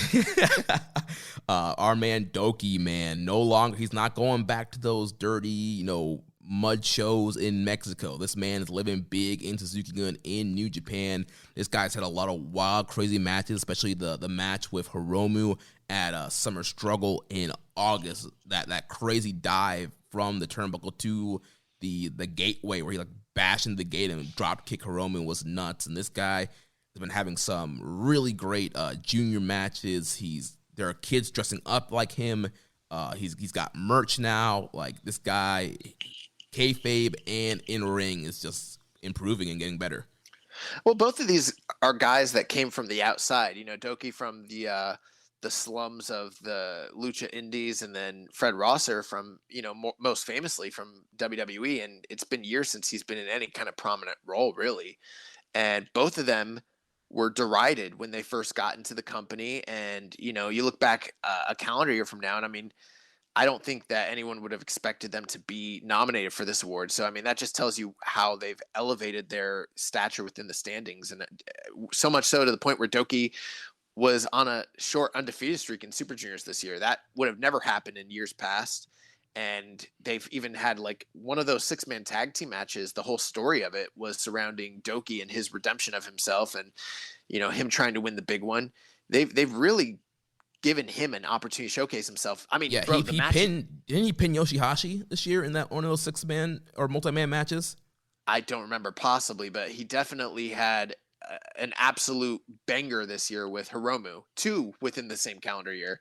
So, Doki's one of my leading candidates to win, but Fred Rosser's not far off. A guy who, we pretty much, just joked about when he first came in. We did not see him as a strong style guy. We did not see him as a New Japan guy. And, he's older, time has passed. We kind of joked about him being Black Cena, but dude, this guy is for real. Dude, yeah, he's about that life. And yeah, he's been one of the focal points of New Japan Strong. He's got kind of almost one of the leaders in the quote unquote, strong Huntai, teamed a lot with Rocky Romero, but this guy has improved so much in the ring and really acclimated to that strong style. Like we mentioned earlier, he had that long feud with Ren Narita and just the disrespect and the strong style that came out of that. The feud with Tom Lawler and how hard hitting and personal that rivalry got. And bro, that feud is spilling over into this year's calendar year, and it's already the first early candidate for feud of the year for next year. Yeah, and a great angle coming out of that too with Team Filthy shaving his trademark afro. And you just think about it, he had great feuds all year. He had the feud with Hikuleo.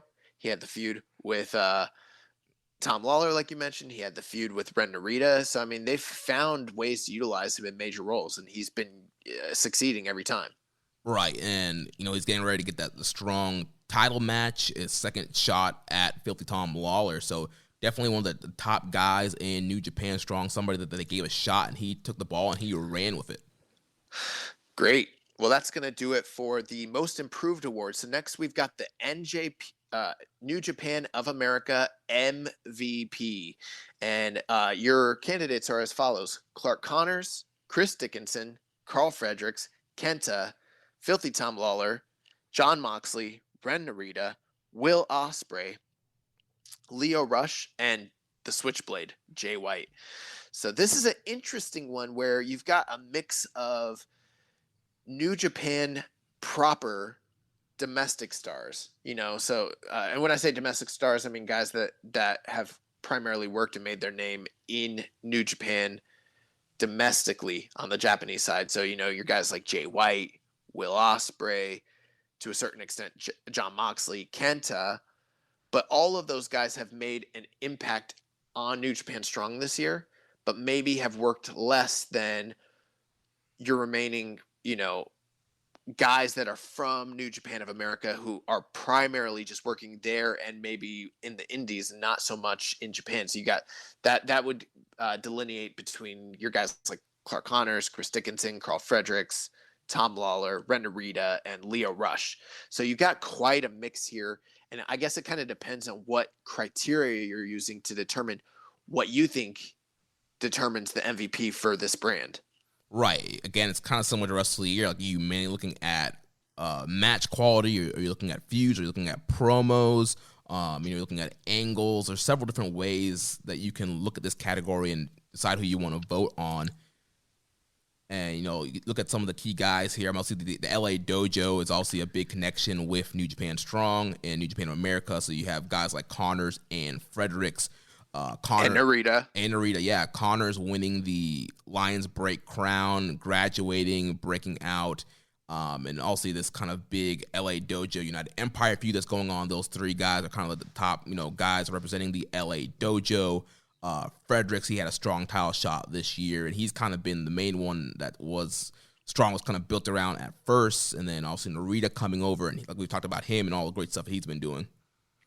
Yeah, and then, like I mentioned, some of these other guys, Jay White, Will Ospreay, Jon Moxley, Kenta, they haven't worked as extensively on New Japan Strong, but now that they've moved to like that live touring schedule, many of these guys are involved in big high profile matches during the tapings, or even like, say, the Resurgence show. So it seems like not only do they have Strong tapings, but now they've gone to a model where maybe quarterly or every other month, there might be one big pay-per-view level New Japan Stro. And, Jay White is a big, presence on that.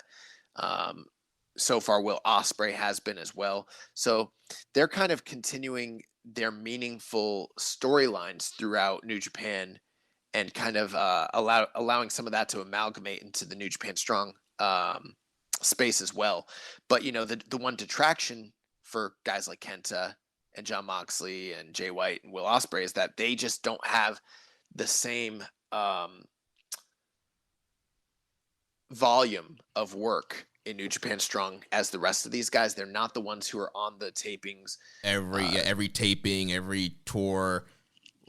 No, they're not. But what might make them more important is the value that they bring by adding their name to some of these bigger shows and some of the storylines that they've been involved in, because we've seen things like United Empire versus LA Dojo kind of branch out because of Will Ospreay's involvement here. Jay White and his feud with Tomohiro Ishii. Right. Kenta and Jon Moxley facing off against one another. I mean, even though neither one of them have been, I'd say those two probably have the least involvement with New Japan Strong this year, but the hype of their one match was so high that it was probably the most viewed episode the whole year and maybe brought the most value and attention to the brand. And so does that weigh, what weighs more, right. And also I think Kenta had a couple red briefcase defenses on Strong too before he went over to Japan.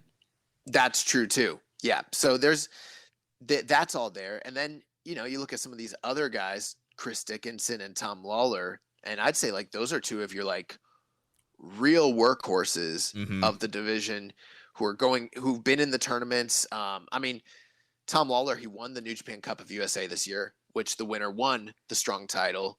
And then he made that Strong title mean something by defending it time and time again in meaningful, great matches, the likes of Brody King, Carl Fredericks, Chris Dickinson, Leo Rush, the list goes on and on and on. And he's been a dominant guy in the dominant faction. And Dickinson has been no slouch either. He's a guy that has, maximized every minute that he's been on the screen. And unfortunately, he did just get injured. So, who knows what 2022 looks like for him. But in 2021, this was a guy that was kicking ass, taking names. That Minoru Suzuki match he had on the last set of tapings in Philly really stands out as a highlight as well. Yeah, that was incredible. And one last guy we haven't talked about is the man of the hour, Leo Rush. A big name that got released from WWE during the pandemic and made his way to New Japan, calling himself the Man of Japan. And, he hasn't really been in a ton of like big future focal points, but he's just a really dynamic wrestler. His name value brought a lot of interest to New Japan Strong. He did have the feud with Filthy Tom Lawler that built to him getting a match at the Fighting Spirit Unleashed tour. So just kind of one of those big names, not quite like Jay White and Ospreay and them, but he's a WWE name that brought some interest to Strong. If you're talking about guys that have joined Strong that have the highest profile, who are true Strong guys, no one has had a bigger profile or bigger name than Lio Rush. A lot of it comes from his work in WWE, but also a lot of it comes from his crossover appeal from MTV's The Challenge, Right. If you do a quick Google search with him and all the other quote-unquote top names in New Japan Strong, he's clearly the most visible and active guy. And then, like you said, he's one of those guys that week in and week out, when he's on the show, he's one of the top performers. And yeah, he wasn't utilized in a ton of feuds the way, say, Fred Rosser was, but he just quietly built a really great, sneakily great resume, and then kind of culminated in the big feud with Fred Rosser. We'll see what goes on in 2022 for him, because it looks like he might be becoming more like I don't know what his contract status is with New Japan going forward, but it looks like he's becoming more of an AEW guy, and I think that might be the future. If I don't know if he continues to work with New Japan, remains to be seen, but there's no denying the impact he made this year. Yeah. So our next category is the Newcomer of the Year. So our nominees: Chris Dickinson, Kosei Fujita, Great-O-Khan, Kevin Knight, J.R. Kratos, Filthy Tom Lawler, Ryohei Oiwa, Fred Rosser, and Lio Rush. Yeah. So we got a lot of really, really great newcomers here this year. This is a much more robust category than last year's Newcomer of the Year category. That one was kind of open and shut. And in this case, we had a lot of guys brought into Strong, and even some, new young lions, things like that. We've talked about a lot of them, but some of the guys I'd like to highlight that we haven't really spoke about: Fujita and Oiwa. They made their debut at the same time and have been so impressive as the new, No Gay Dojo Young Lions. I can't speak highly enough of them. Very much looking forward to what they have to offer going into the next year. Yeah, those guys are great. Also, Kevin Knight, who joined the LA Dojo this year, is a real athletic guy. He's improved a lot as well, and he's been just fun to watch on Strong. His leaping ability and just his speed in the ring, just how quickly he's been picking up the pro wrestling. I don't believe he had any wrestling background at all, and he's just been really great to watch on Strong. Another name that we haven't mentioned, Great-O-Khan. We did talk about him earlier, but he did make his debut just prior to the G1 last year. But we felt like he made his debut at the G1 finals. G1 finals, yes. And then he didn't work his first match back until, was it Power Struggle? Yeah, against Okada. Yeah, so we felt like even though he debuted, it was just too close to the end of the grading period. And so we've kind of thrown him on this year's. We felt like that was more appropriate. So, even though it feels like he's been here for a while, he really had just come back into the company during Tag League last year. That was like his true reintroduction to the company. So, you can't discount Okan as far as impact that he's made. And then J.R. Kratos, another guy we haven't really spoken too much about. And he's just fucking awesome. A hoss of a guy. Dude, he's a freaky athlete, man. You would think a guy his size is going to be able to move like he does. Like, this guy is doing Undertaker dives over the ropes. He's a great power. The match he had with Brody King and Kojima, he had like these big like hoss battles. He's a guy that if he gets more shine and more focus, he could probably end up in a Karl Gotch nomination or a Strong Style Fighter of the Year kind of thing. Yeah, some of that ground and pound that he does and some of the mixed martial arts emphasis and kickboxing stuff that he's incorporated into his repertoire really does lend itself very well to that Karl Gotch style of wrestling. But he just hasn't had enough great singles matches this year to really qualifying for that. But I wouldn't be surprised if next year something changes where we see more of him, especially as they're going more to a live touring schedule. Right. So he was getting a ton of heat on that Philly taping. That Philly crowd was really hating him and booing him. So I can definitely see some opportunities for him coming in 2022. Yeah. But other than that, we've talked extensively about everybody here. The one thing I'd like to point out with Lawler, just dominance on the New Japan Strong brand. That's the one thing I'd like to point out about him before we move on. But that's going to do it for Newcomer of the Year. The next award, one of my favorites, the Fighting Spirit Award. And for those of you who are unfamiliar, the Fighting Spirit Award is the award where we nominate those individuals or situations or whatever it might be that really embody the fighting spirit that is New Japan Pro Wrestling. So whatever you find to be inspirational or tear-jerking or, that's kind of what we're looking for here. Someone that kind of went above and beyond, whether it be real life, kayfabe, what have you. And we've got our nominees here. So the first one, Abushi, his year as he won his first ever IWGP title and then made it into his fourth G1 Finals appearance. So kind of an amalgamation of those two things. Next, we have Desperado's breakout year. We talked about it. Multiple titles won, multiple shows drawn, stepping out as a main player in the junior division. Next, we have the resurgence of Kojima, or Cozy, as Jeremy has written it here.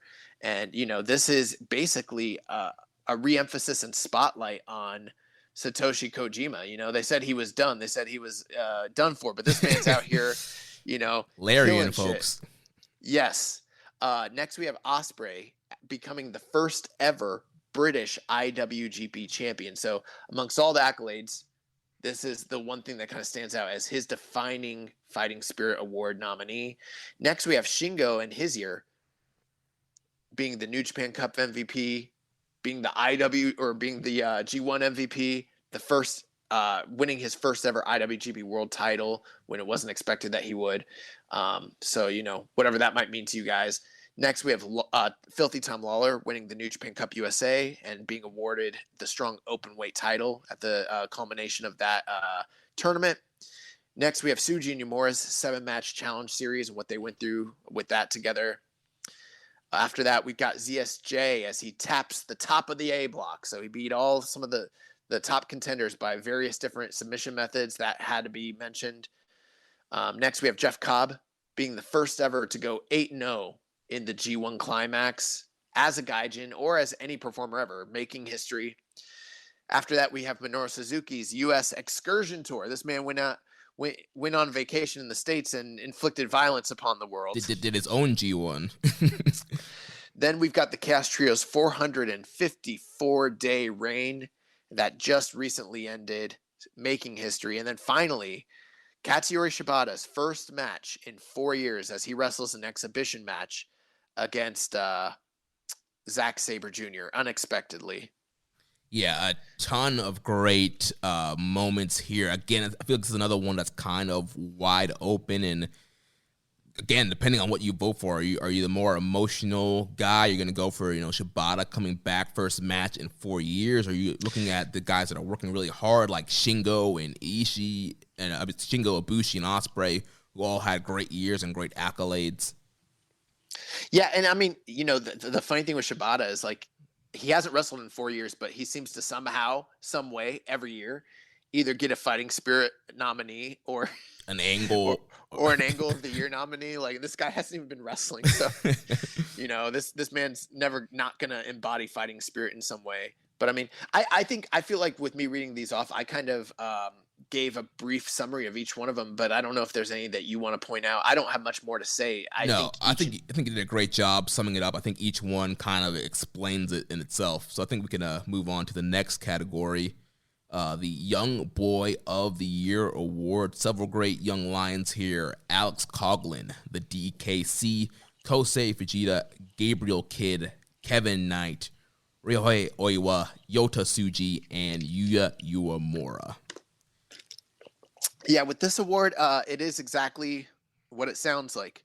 Who do you think was the standout young lion of the year? And I mean, unless you're watching the Young Lions, you might not be able to give a clear and correct answer. But, if history's told us anything, typically the individual out of the Noge dojo that is putting in the most work and kind of being booked as like the top of that class typically is the guy that usually gets the nod here. But there's a few things to kind of take into consideration. I'd say Alex Coughlin is, based more out of actually him and Kevin Knight in the DKC. And the DKC. Those are more of your LA dojo guys. So they're doing more of their work in New Japan Strong. It's going to be interesting to see how people perceive Kevin Knight and DKC as their newer Young Lions versus Alex Coughlin, who seems to be sort of at the end of his arc as a Lion, and he's already in the midst of his challenge series right now. Then you've got, Suji Nomura, who were kind of more traditionally your top Noge guys, but they've both recently left before the grading period ended. So the fact that they weren't there the whole year, you wonder if that's going to detract for them at all. Gabe Kidd is a guy that was in the New Japan Cup. He had some really amazing bangers this year. I think he's got a good candidacy, but he also was missing from the calendar for a good portion of the year. He just recently cut that promo about his mental health issues and how the pandemic affected him, and you wonder if that's going to endear him to those that maybe have heard that promo or know about it, or if his inactivity is going to hurt him when it comes to this award. And then, Fujita and Oiwa, those two guys just came into the company, but already racked up 22, 23 matches on tape. And you wonder if that's going to be enough to endear them to the voters or not. Yeah, I mean, those guys have absolutely killed it with just the short amount of time that they've been in New Japan. And we talked about it, it's how great standout Young Lions they've been for such a short time and little experience.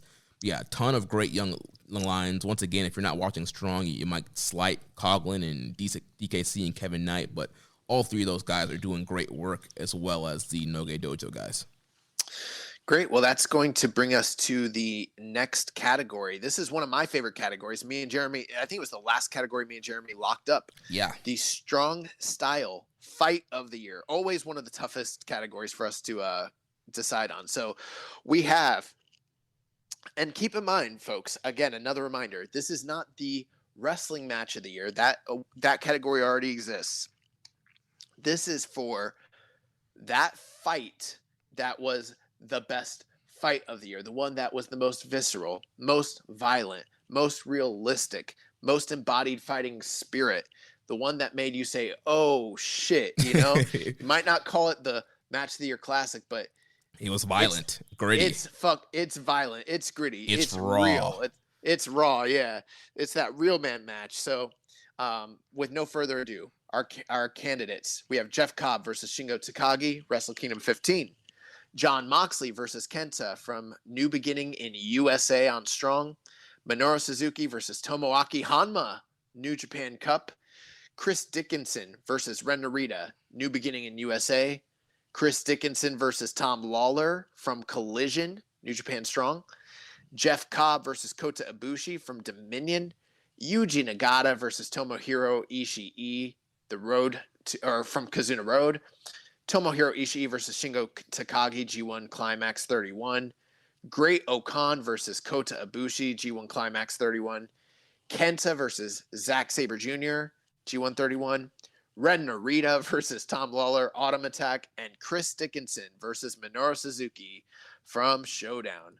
Holy fuck. Wow, what a list. And we narrowed this down from over 30 nominees. We literally went through every single show of the year to make sure we did not miss any potential fights of the year. And like I said, over 30, there was a lot of hard-hitting, strong style fights this year, but we believe that we've narrowed it down to the best of the best. And similar to the Karl Gotch Strong Style Award, you're seeing a lot of new faces based on what's going on New Japan Strong. Those guys we mentioned, Dickinson and Lawler and Narita, those guys have been killing it there, and you're seeing some of their fights show up here. The Dickinson-Lawler collision match that happened, the title match, the Dickinson Suzuki match that just happened in Philly, the Narita Lawler rematch that happened at Autumn Attack in Texas. So these guys, that strong style, if you love strong style, I mean, New Japan Strong is a show for you. These guys are killing it,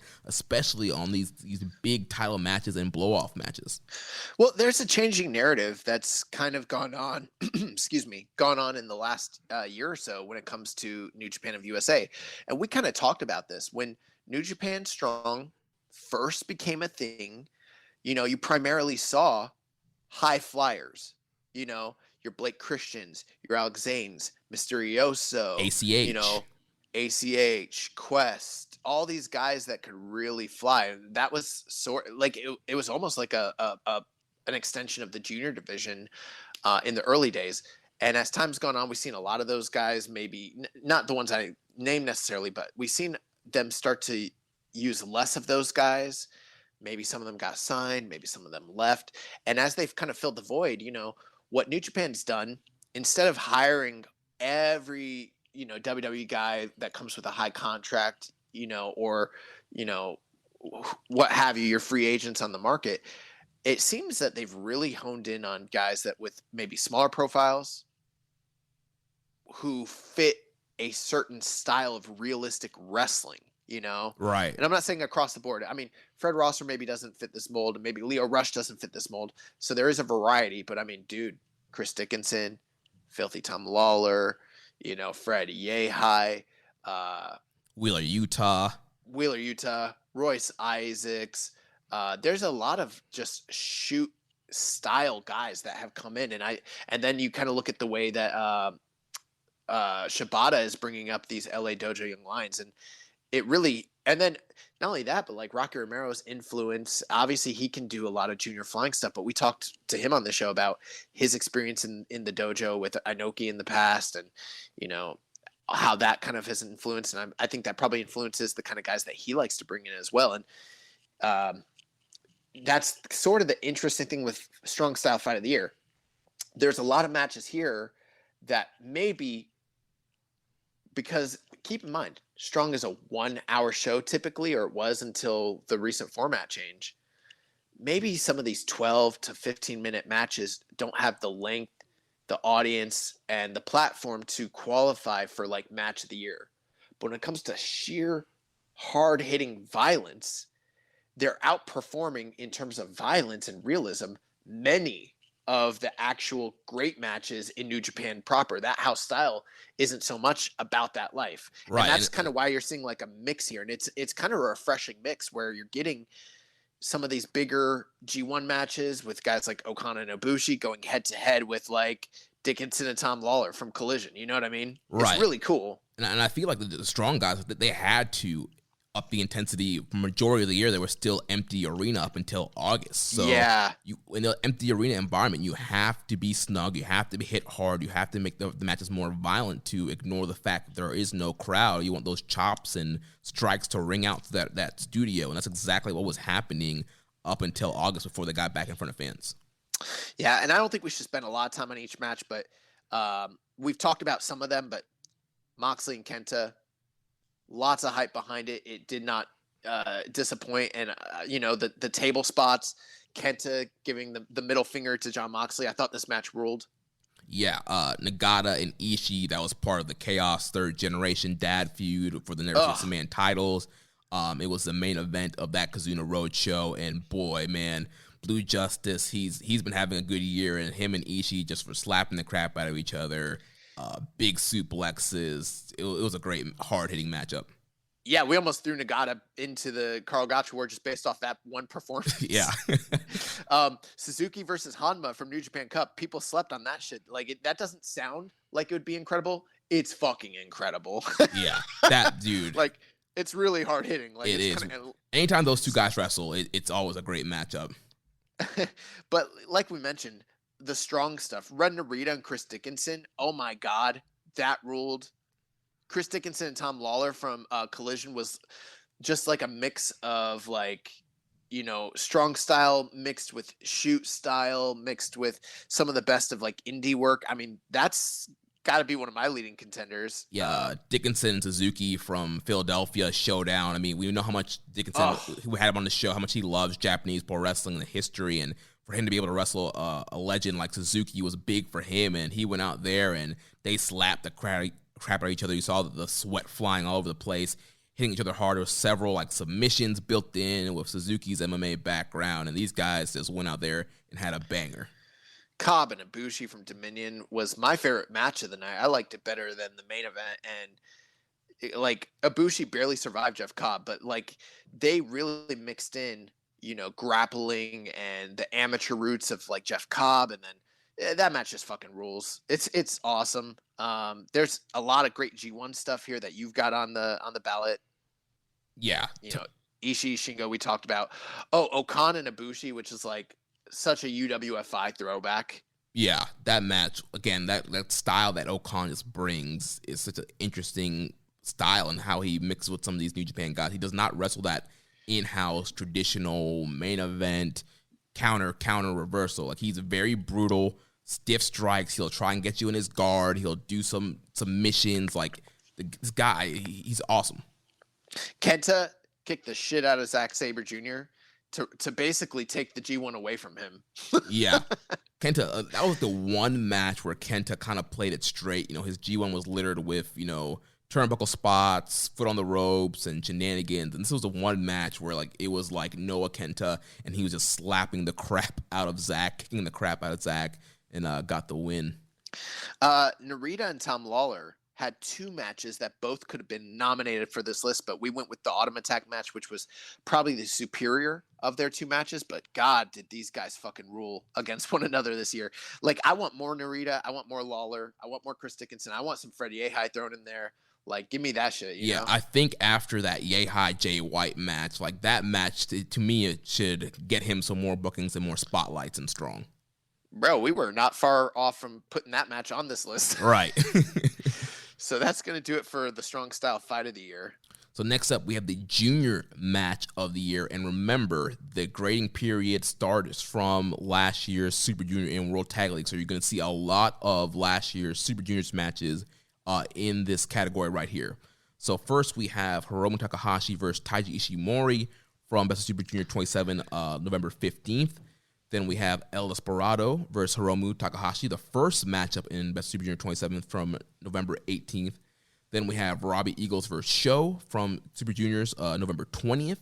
Then Hiromu Takahashi versus Robbie Eagles from the 29th from Super Juniors. Then Hiromu Takahashi versus Sho from December 2nd from Super Juniors. Then the big Super Junior finals from December 11th with Desperado versus Hiromu Takahashi. Then we move on to Wrestle Kingdom 15, where it featured Hiromu Takahashi versus Taiji Ishimori. Then Castle Attack had Bushi versus El Desperado versus El Phantasma for the junior title. Then Wrestle Grand Slam MetLife Dome featured Hiromu Takahashi versus Robbie Eagles. And then our last nominee from Summer Struggle, August 27th, Doki versus Hiromu Takahashi. Yeah, and one thing too, this isn't something we've harped on this year. When we are nominating Match of the Year candidates for the wrestling match of the year or for the junior match of the year, this is not just strictly based on Jeremy's ratings or my arbitrary opinions. It's not just me and Jeremy coming up with this. We use an extensive amount of outside ratings and reviews from aggregate sites like Cage Match and Grapple. We also look at Dave Meltzer's ratings. We also look at 411 Mania. We look at Voice of Wrestling. We look at whoever is out there covering this stuff extensively. That's what we go by. So when you look at this, there's a lot of Hiromu.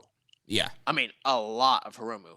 And it's not because we're Hiromu fanboys. It's because this man was out here like really having these matches. But the funny thing is, like, even though there's a lot of great quote unquote junior matches, much of this, and I'm just being honest, feels to me like it would have maybe not even really made the cut in other years for nominees. Right. A strong year like 2019 where you had your Ospreay and Shingo, you had Dragon Lee in the mix and Dragon Lee Hiromu, and you just didn't have that kind of level of quality of classics. I do think this is a better mix than last year's Junior Match of the Year mix. Yeah. And it's I'm not besmirching these matches, you're still somewhere in the 4 to 4.5, probably for the majority, not for all, but for the majority. Yeah, the average. Yeah, that's the average. Yeah, but there's very few like top end junior matches where it's like, oh my God, you got to go out of your way to see it. That being said, man, there's a lot of Hiromu here. Yeah, I mean, Hiromu, he's the ace of the division for a reason. That Super Juniors, man, he killed it. He was featured in several mains and semi-mains, and he had a ton of great matches. He pretty much gave everybody their best match. I remember Grapple put their infographic out, and like his star rating average against everybody was in that 4-star or above range. Like, he just absolutely killed it. And then throughout the year too, I mean, he did have some injuries and missed some time, but he still had great matches. The Tokyo Dome match with Ishimori. Then he comes back, the MetLife Dome match with Robbie Eagles, which was a hard environment to work in, and still had a great match there. And then the Summer Struggle match with Doki, which is absolutely nuts. These guys were just doing some crazy spots and dives, and that was a spectacular matchup. Yeah, it is interesting how most of what's on here really revolves around Hiromu and Desperado. And they had 2 matches against one another in the Super Juniors that were both extremely highly rated. I think there's no way to get around it. Desperado versus Hiromu is probably going to be a favorite on many people's ballots based off of the ratings that we've seen and based off the opinions. But there could be a recency bias because that match happened a long time ago. Yeah. I don't know how many people are going to recall. I mean, that's going to be a tough ask because we don't really usually see matches from November or December taking the awards later on in the year. So that's going to be the interesting thing with that aspect of it. But I mean, there's no denying the impact that Super Juniors finals had last year. Then again, you've also got Hiromu versus Ishimori in the Dome. And just by virtue of being on the biggest stage of the year at Wrestle Kingdom, that might elevate the chances of a match like Hiromu and Ishimori taking the win here. Right, especially since like so many people, that was like the favorite junior match from that weekend. People did not like the Hiromu ELP title match compared to what like me, you, and Rich rated that match. So the ELP, that was weird. We all gave it 4. Yeah, we were like 4 stars flat. You look at cage match, you look at grapple, that thing is like 3.5, 3.25 stars. So people were very hard on that match, but people love the Ishimori match from day 2. Yeah, and that match, just in full transparency, like it barely didn't make the cut. I mean, if one of these matches hadn't happened, it probably would have been on this list. That's how close we thought it was, even though the vast majority didn't agree with us. Yeah. But we still kind of, like I mentioned, we rely on the aggregates. So Bushi versus Desperado versus El Fantasma from Castle Attack, I think, is a match that's a little bit underrated and overlooked, and was one of those defining matches in the early part of the year where, this is where Desperado finally won the big one. And yeah, I think that's another great moment that, deserves maybe a re-examination from the voters. Yeah. One last thing, if you'll notice,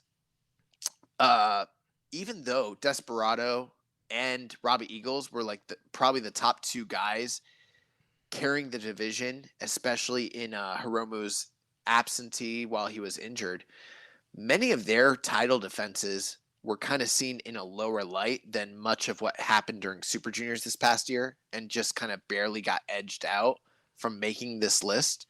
But they, I do want to say they weren't far off.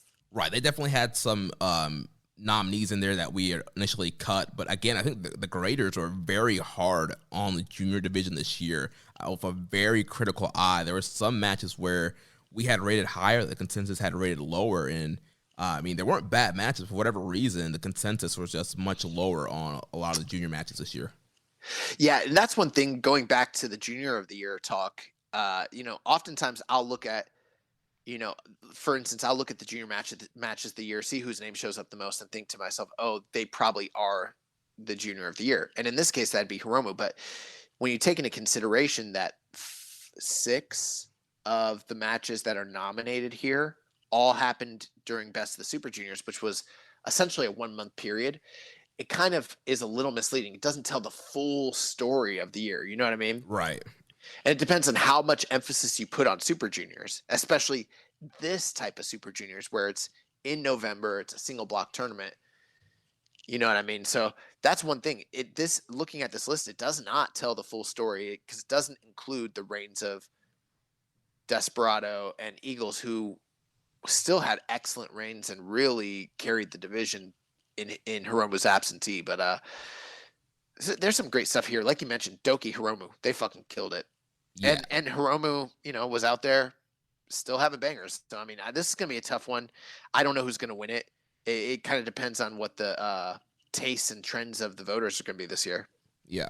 So we've got the tag team match of the year.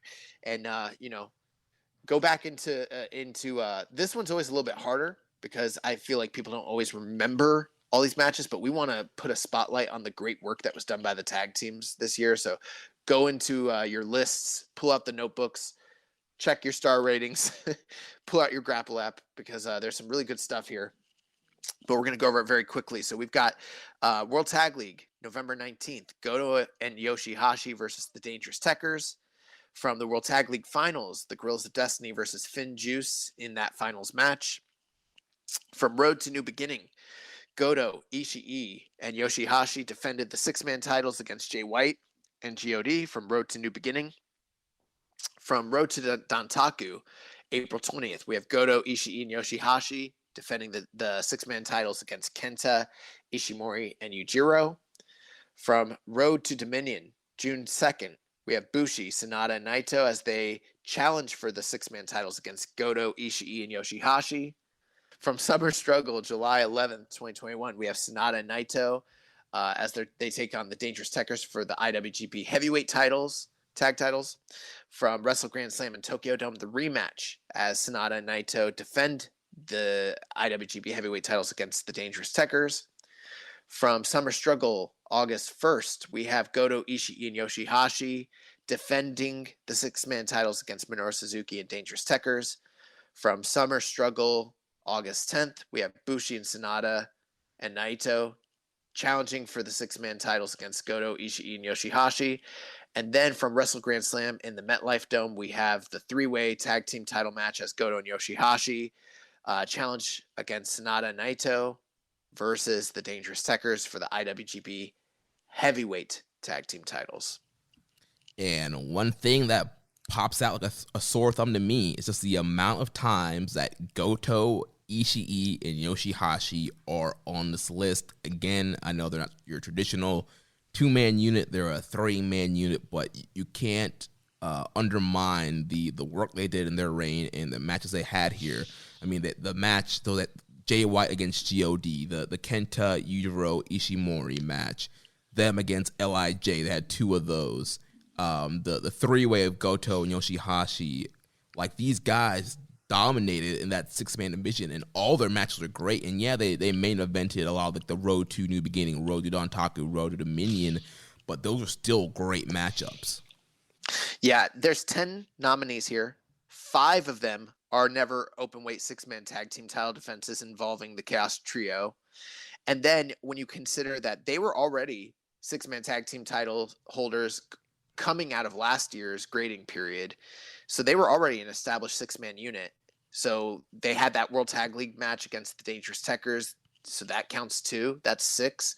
And then you look at the three-way tag at Wrestle Grand Slam. That's 7 matches involving, either the trio or 2/3 of the trio. So I mean, that's kind of my argument as to their candidacy for Tag Team of the Year. But a lot of fucking matches from them that stand out here. And then you look at the matches with the Dangerous Tekkers and all the times that they were the foils to the Chaos Trio for that six-man tag team title, plus the series of matches that they had with LIJ, Sanada, and Naito.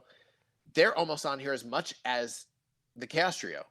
Yeah, I mean, Dangerous Tekkers, again, we talked about earlier, they are like the traditional tag team focal point. They were pretty much in all the tag team programs this year, either as champions or challenging for the titles. And so we see several of that littered throughout this category here. Yeah, they show up 5 times on this list. Not always as traditional tag team, but twice they challenged for the 6-man titles with Doki and with Suzuki. And then you combine those 2 matches with the 2 matches they had with LIJ in straight one-on-ones, plus the match that they had with the 3-way, the World Tag League. Like, they were out here like really fucking mixing it up. So actually, no, I'm sorry. I think that Doki match isn't on this year's great. Yeah, it's probably from last year. Yeah. Okay, yeah, but they definitely had the Suzuki one. So yeah, they show up 5 times here. So there's a lot. And again, this list really comes down to what your favorite tag team match of the year is. And what you watched, because if you didn't watch those road 2s, if you didn't catch a lot of those never 6-man defenses, you might be like, oh, that's cap. I'm voting for Techers. I'm voting for Sonata and Naito. Some of those 6-man tag team title matches do stand out to me as being like some of the best tag team matches of the year, but because there's such an abundance of them, it makes you wonder if they're going to cancel each other out, and people are going to have a hard time either remembering which one stood out to them, or they're going to split the votes. Whereas we've seen a tendency in the past for the major shows with the major heavyweight tag team titles to kind of get more exposure. So I wouldn't be surprised, honestly, if one of the, even though I probably don't think it's not like the LIJ Techers matches were maybe that much better than a lot of the Chaos 6-man defenses, because they were on Grand Slam, because they were on, these Summer Struggle Tour shows, they might get that nod, Right. So I don't know who's going to win here, but I mean, there's a lot. I mean, this was a great year for tag team wrestling in New Japan. It was a lot of great work from the Chaos Trio, and a lot of great work from Dangerous Techers really helped bolster this division up. Awesome. Well, the next one is one of my favorites. Yeah, the Excursion match of the year. Several great nominees here. We have Jon Moxley versus Josh Barnett from Bloodsport, April 8th, Mania weekend. We have Jon Moxley and Eddie Kingston versus Young Bucks from AEW, May 30th. We have TJP versus Josh Alexander, the Iron Man that happened on Impact on June 3rd. Jon Moxley versus Lance Archer from the July 21st Dynamite, the U.S. title Texas Deathmatch rematch. Then we had Wheeler Yuta versus Daniel Garcia from IWTV August 8th. Then we had the Savage Weight Freddie Ahai versus Josh Alexander, AAW, September 2nd. Will Ospreay versus Ricky Knight Jr. from Rev Pro High Stakes, September 19th. Minoru Suzuki versus the American Dragon Bryan Danielson from 10/15. Then Will Ospreay versus Scotty Davis from OTT, October 30th. And then the last nominee, Will Ospreay versus the Amazing Red from House of Glory, November 12th, right at the cutoff. Yeah, literally on the last day of the grading period, they had a match. So, I mean, it was interesting because I think I did most of my extensive tracking work prior to April. And then none of that stuff even made the cut because everything started, once things opened up in the US quite a bit after April, it really created an opportunity for more of this stuff to kind of take place. As you'll notice, Jon Moxley's work in AEW and then in Bloodsport, that stuff made the cut. There was some stuff he did outside in GCW that was kind of considered, but just quite didn't make it. And then, at the tail end of the year, Will Ospreay started doing work in OTT, House of Glory, Rev Pro, and really started to kind of come into his own. Suzuki had an extensive excursion tour in the U.S. that we talked about. He had some really great matches. I think the one that we cut that was on the cusp was the match with Daniel Garcia. But ultimately, some of this stuff, when we're doing the grading, we do take a look at how much exposure the matches have gotten. And if there's not as much coverage and as many grades and ratings, it's hard. It's not just about the quality of the match, but it also has to do with the stage and who's seen it. And for anyone that's wondering, if you don't know what the Excursion match of the year, if you haven't figured out by now, it has to be a New Japan guy. They have to fit into that criteria we mentioned earlier. 5 matches throughout the calendar year, and then the match has to take place outside of New Japan. So that's why we call it Excursion Match of the Year. The best match outside of New Japan involving New Japan wrestlers. And this is the list we came up with, and I think it's a fucking great list. Yeah, this is an awesome list. And that 5-match rule also that brought in Wheeler Yuta on the list, Freddie Yehi on the list, Jon Moxley with his reign, and he did have some strong appearances throughout the year as well. So you saw guys like that get on the list. And yeah, it's a really great list. I think probably one of the favorites is going to be Suzuki versus Bryan Danielson from Rampage, and just what an awesome random dream match that was, like out of nowhere, that getting booked, and just what an awesome hard-hitting match that was.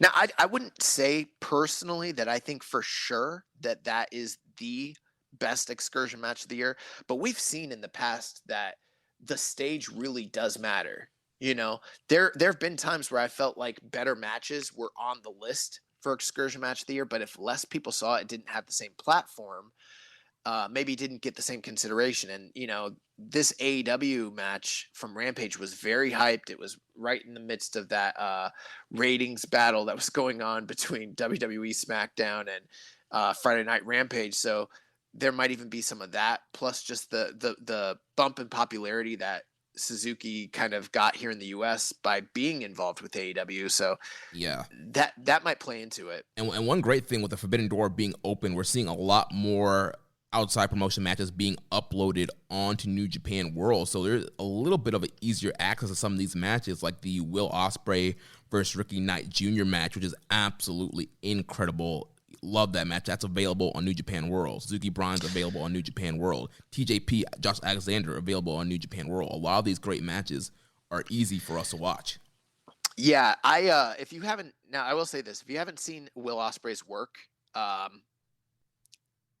my recommendation, and I don't usually say this, but I would say you need to go out of your way and watch the Ricky Knight Jr. match. You need to go out of your way and watch the Scotty Davis match. And you need to go out of your way and watch the Amazing Red match, because for my money, and I don't usually say this, but I will tell you this, I think all three of those matches are better than everything else on this list. And I'm dead ass serious when I say that. And I'll tell you this, I think the Scotty Davis match from OTT's 7th or 9th, what is it, their 7th anniversary, I think, or 9th, I can't remember. That Scotty Davis Will Ospreay match is probably the match that the least amount of people have seen, but the most people need to go see. So like, this is your low key, you know, last year he had that really great match from Melbourne City Wrestling that we mentioned. I actually can't remember who it was he wrestled last year. The Panzer?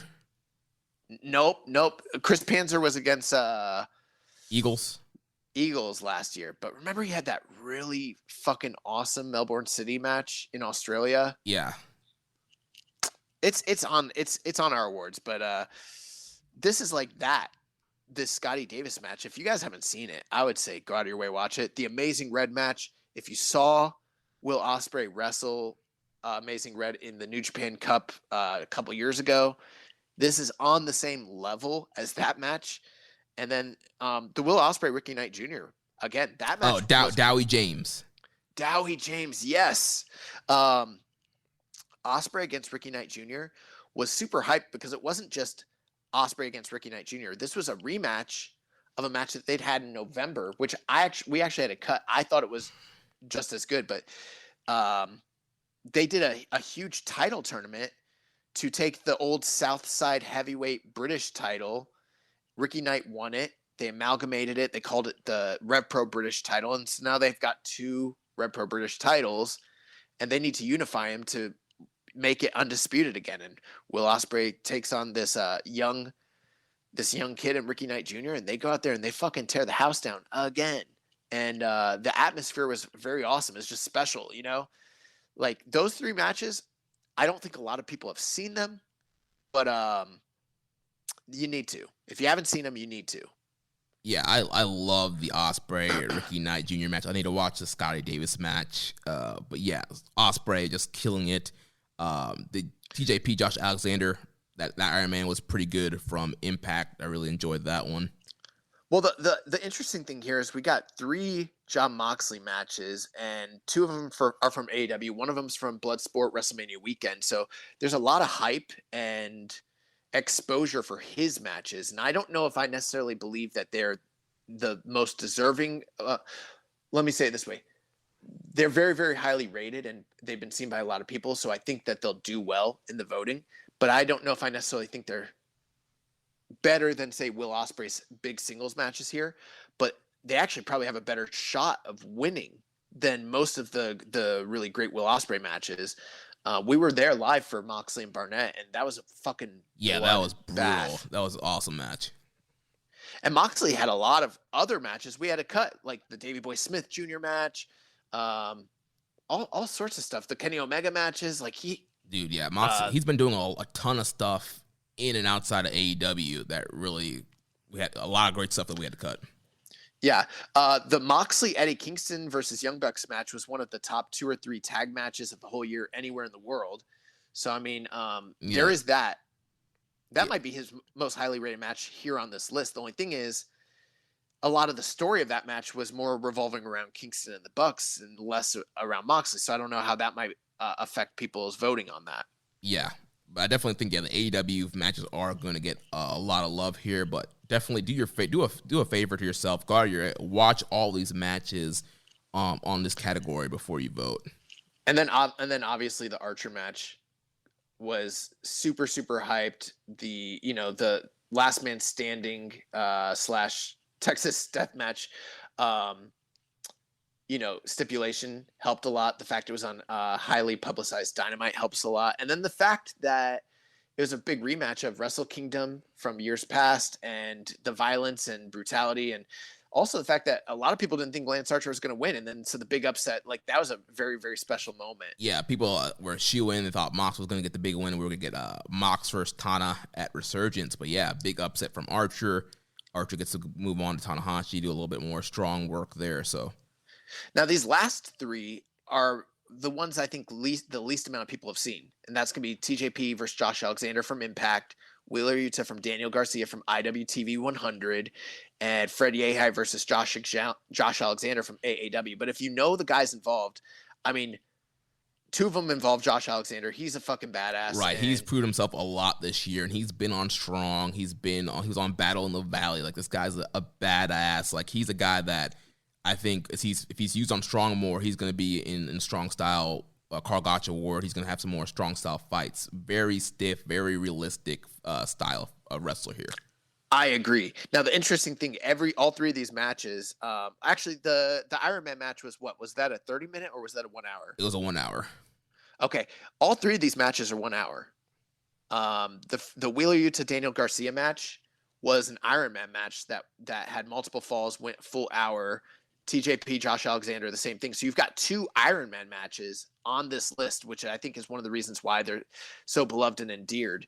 And then the Fred Yehi, Josh Alexander was a Broadway. So it wasn't an Iron Man match, but it was rated as the best match of AAW in Chicago this year. So those 3, I think less people have seen, and they've got the biggest barrier of entry just based on the amount of time you have to commit to watching them. But I will tell you this, you won't regret it. And in fact, TJP versus Josh Alexander might be the highest rated one out of the 3 of them because it's got more people that have seen it because of the fact it's on YouTube and it's on New Japan World and everything like that. But I mean, dude, look at this list. I mean, Bloodsport, AEW, Impact, IWTV, AAW, Rev Pro, OTT, House of Glory. We've got 8 different promotions that are kind of represented here. So it's not just an AEW fest. We didn't just put all of Jon Moxley's best it wasn't the greatest hits of Moxley. Yeah, we did the work. We found where these guys were working this year and picked the best of the best. A lot of breakout guys like Wheeler Yuta, Daniel Garcia, Yehi, and Josh Alexander, and Ricky Knight Jr. getting some shine here. The veterans, obviously Ospreay and Mox and TJP, Suzuki, Danielson, those guys getting their shine as well. Great. So then the second to last award nominee, we've got the Angle of the Year. And this, again, it's the best angle, either post-match segment, promos, attacks, anything like that. the thing that stands out as that special storytelling moment for the year. And the nominees are as follows. The United Empire sends Tenzan out on a stretcher January 6th at New Year's Dash. Then we've got New Japan invades NJPW Strong and attacks Kenta and the Bullet Club. That was from New Japan Strong, January 29th.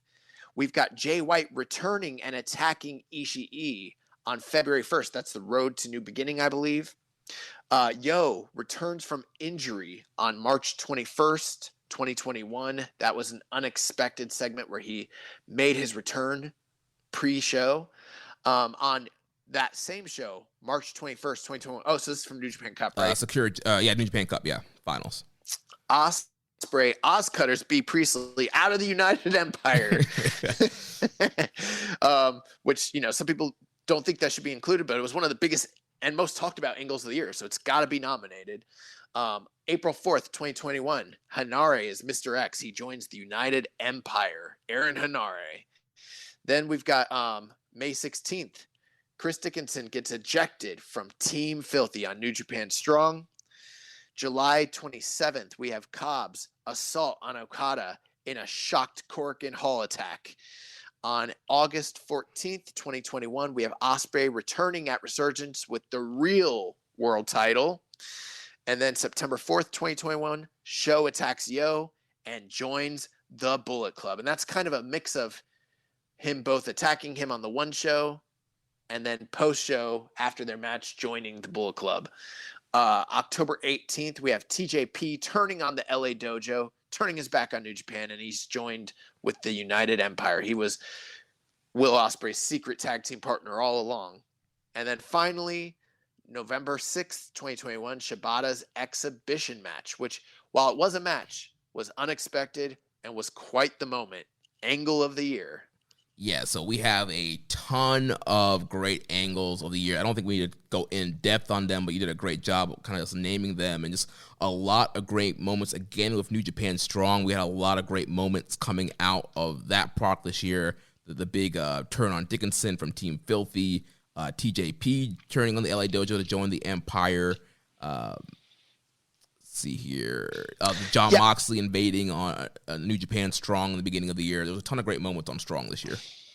Yeah, I mean, that's kind of the interesting thing is, New Japan Strong being a weekly episodic type of product, they were able to kind of do some more angles, more stories to kind of further what they were building, taping after taping, versus for the New Japan domestic product, it was a little bit harder. They tried to, but typically they could only have a big angle if it was going to play out maybe on the next immediate show, because with the restrictions with COVID and outbreaks and everything like that, you just never knew who was or wasn't going to be made available. And so we saw them doing more storylines in the early part of the first quarter of the year, and then kind of abandoned that a little bit unless there was an immediate payoff. So, kind of a good mix across the board. We also saw big returns, big surprises, defections, all sorts of stuff. So, I'm going to be very interested to see what the general audience thought was the angle of the year.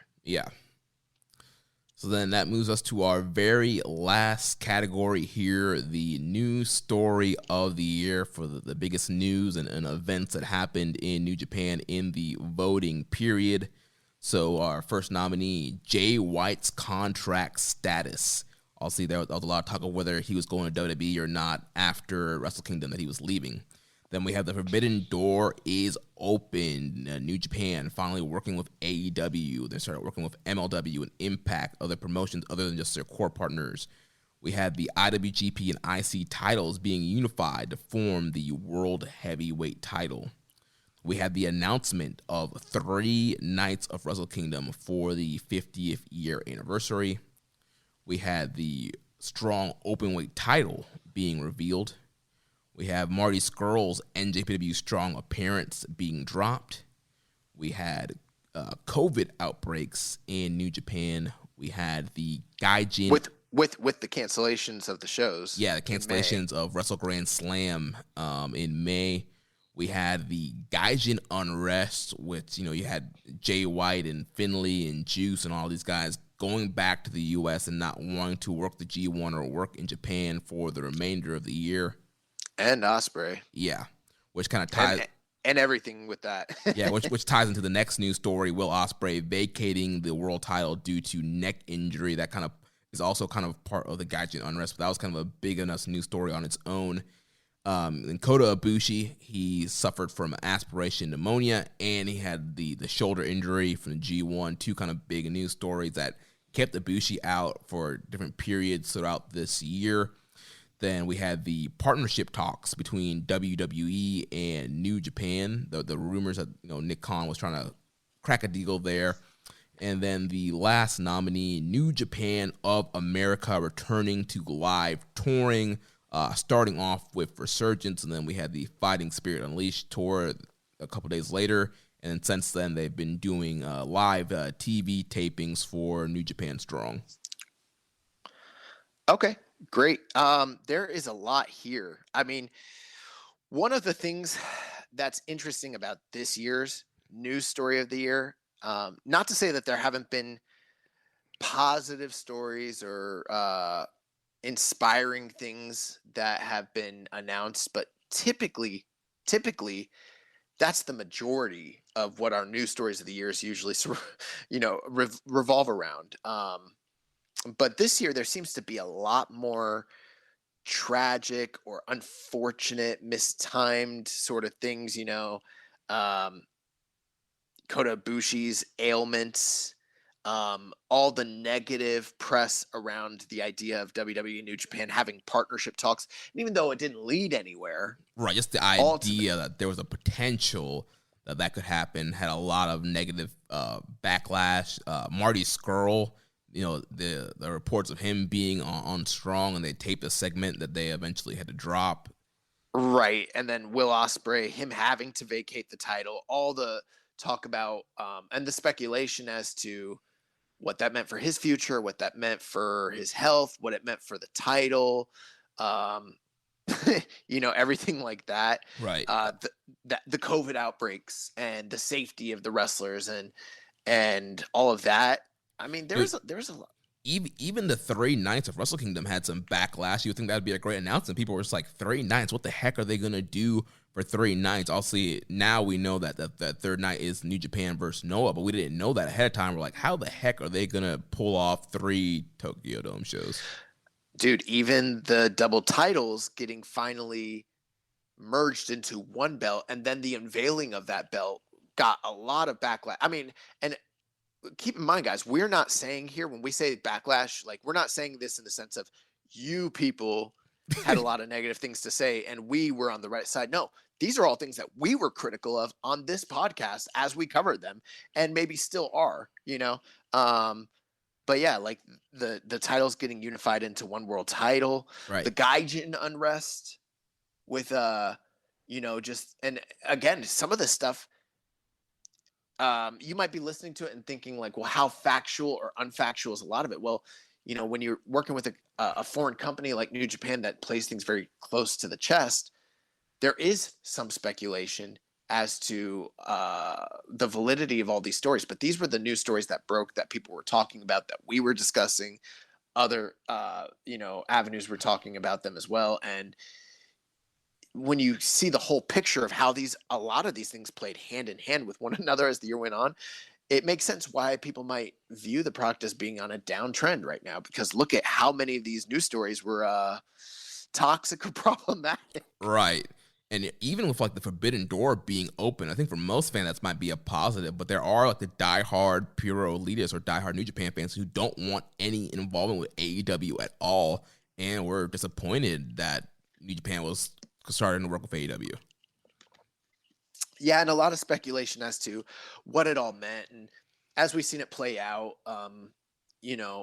there's a lot of criticism and a lot of, just varying opinions as to what it is, what it will be, what it is, and everything like that. Some other stories that are here that are more positive. New Japan returning to live touring. That was a big deal. It wasn't just that it was live touring, but like it was that you have full US crowds with no restrictions. So a more of a of a true live audience experience, which is really, really cool. Trying to see what other stories here. The strong openweight title, which I think we might have been a little bit critical of, or at least skeptical about when it first was unveiled, but has since become a standout feature of the New Japan Strong and US product. Yeah. The Jay White story, I mean, there was a lot of just fan interest and buzz in Jay White and where he was going next. You know, he cut the big promo, you know, Jay is going home. You know, this is Jamie talking right now, and there's a lot of rumors, he's going to show up at the Royal Rumble, and there's just so much buzz on, like, what the heck's Jay White going to do? What's his contract status? Is he leaving? Is he coming? Who knows what's happening? And then, obviously, finally, he just kind of showed back up and attacked Ishii, and they kind of dropped the ball with that momentum. But there was, in January, there was a ton of buzz and fan, like, you know, speculation on Jay White. Yeah, and I mean, we're still getting varying reports as to what the truth is of that whole situation. You know, there's some people saying he signed for 2 years, some people saying he signed for 7 years.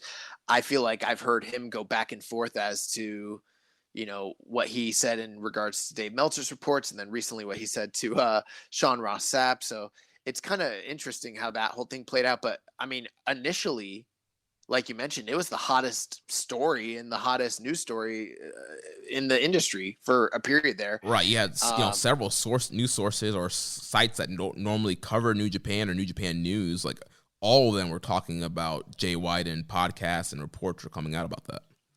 Yeah, and then one other thing here, maybe negative initially, but then positive in the final outcome, was the Marty Scurll appearance. You know, in light of the allegations and things that came. Well, I shouldn't even say just allegations, but the things that came out regarding speaking out and how it related to Marty Scurll. You know, New Japan did bring in Marty Scurll for a taping, and they, I believe, even taped a match between him and Rocky, and it was set to air. And there was a lot of buzz about the negativity and fan backlash and even talent backlash. And once management caught wind of it, they cut the whole entire thing out from New Japan Strong entirely, and it never made tape, it never made air. But it was something that was going to happen. It was a big news story. Yeah. So, you know, and then again, just hitting on it again, the Forbidden Door being opened, you know. It wasn't just AEW, although a lot of it does surround AEW, but we saw this company in varying different ways have ties to GCW, have ties to Bloodsport, have ties to Impact, have ties to Ring of Honor, have ties to MLW. You know, even like we mentioned, talking to WWE, having negotiations with them, and then all the interactive work that was done between Strong and AEW, specifically around Jon Moxley, but we saw Kenta, Suzuki, Kojima, Archer, Nagata. There's a lot of interaction there. And I think that has created an atmosphere with the change in management and the change in philosophy where now we're getting a Noah show. So it's really, really cool. I don't know which news story is going to dominate. There's a lot here, but I'm excited to see what the fans' opinions were when it comes to the top stuff here. Yeah, I mean, again, I don't think there's not one that really stands out. I think any one of these have validity to win this category, so we'll see how the voting goes. But guys, that wraps up our coverage of the year 2021 and the Keepin' It Strong Style annual year-end awards.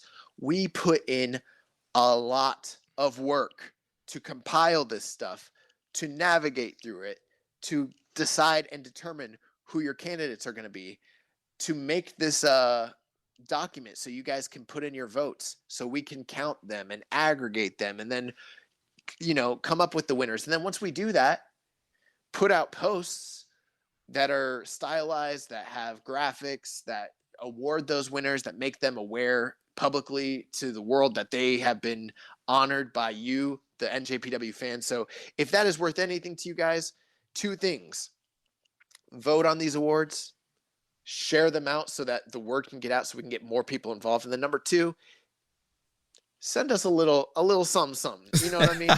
This is a lot of fucking work. It's one of the biggest projects that we undertake year over year. I know there are other awards out there. There are other sites that do this stuff. I I'm glad for that too. I'm not even going to say shit to them, but I feel of any site, any group, any podcast, anyone that's out there doing awards, we put in more time, work, and effort to get this word spread out, to get this stuff done fairly and honestly. And we hope that you guys really enjoy what we're doing, and we hope you support us in some way. Yeah, please, go to Red Circle, socialsuplex.com/donate. You can click on our logo and drop some donations off if you feel led to. And, if you're listening to this, the voting is open. The link will be in the description of this episode, or you can go to bit.ly/KissAwards21. You can go on our Twitter @KIStrongstyle. It's in the New Japan Reddit. So vote, share this to everybody who watches New Japan. We want to get several hundreds and hundreds of votes and beat last year's record. We are so thankful and, just appreciative that you guys stick with us, that you're listening, that you're here, that you're rocking with us. We got an incredible post-2021 series of shows coming up. We've got world coverage of the World Tag League and the Best of the Super Juniors. We're going into Dome season. We're going to be covering all those shows. We got the award shows coming up. We've got FOH draft coming up, all sorts of shit. And, I'm sure we'll be making our tours of the varying different podcasts that are out there covering Dome season. So, there's a lot of exciting stuff coming up on the forefront. Plus, there's a big New Japan show coming here in March, and we got some special stuff planned, surprises, meetups, things for people to get involved. So thank you for listening. Thank you for being with us. Send in your vote. Share your vote. Send us a donation on Red Circle. Leave us a rating review. You're rocking with the fucking best. You're rocking with real ones. You know what's up. You know what it is. And I'm really looking forward to 2022 as we've got live audiences coming on deck. We've got interpromotional shows coming on deck. We got new stars coming in. We got U.S. stars that are probably going to be coming to Japan. We got first-time matches on deck. Maybe we'll get back to a regular touring schedule. I'm fucking excited. I'm stoked. These awards always get me hyped. This is it. New Japan's the fucking best, and we are the best podcast. The best. But I'm really looking forward to 2022, especially with the potential of more interpromotional stuff in Japan. Pro Wrestling Noah, GT, Dragon Gate. We'll see what happens. But really excited about the awards. And New Japan. Hopefully we'll get some live, some fans that can cheer in Japan for these upcoming Wrestle Kingdom shows. And we'll be hitting the ball running here. And so that's gonna wrap things up for us here. Get your vote out, and we will see you in a few days as we get ready to review the latest of World Tag League and Best Super Junior. So subscribe, leave a rating and review, and we will catch you next time on Keeping It Strong Style, the ace of podcasts. Itchy bomb, bitches. Thank you for listening to Keeping It Strong Style. We'll see you next time.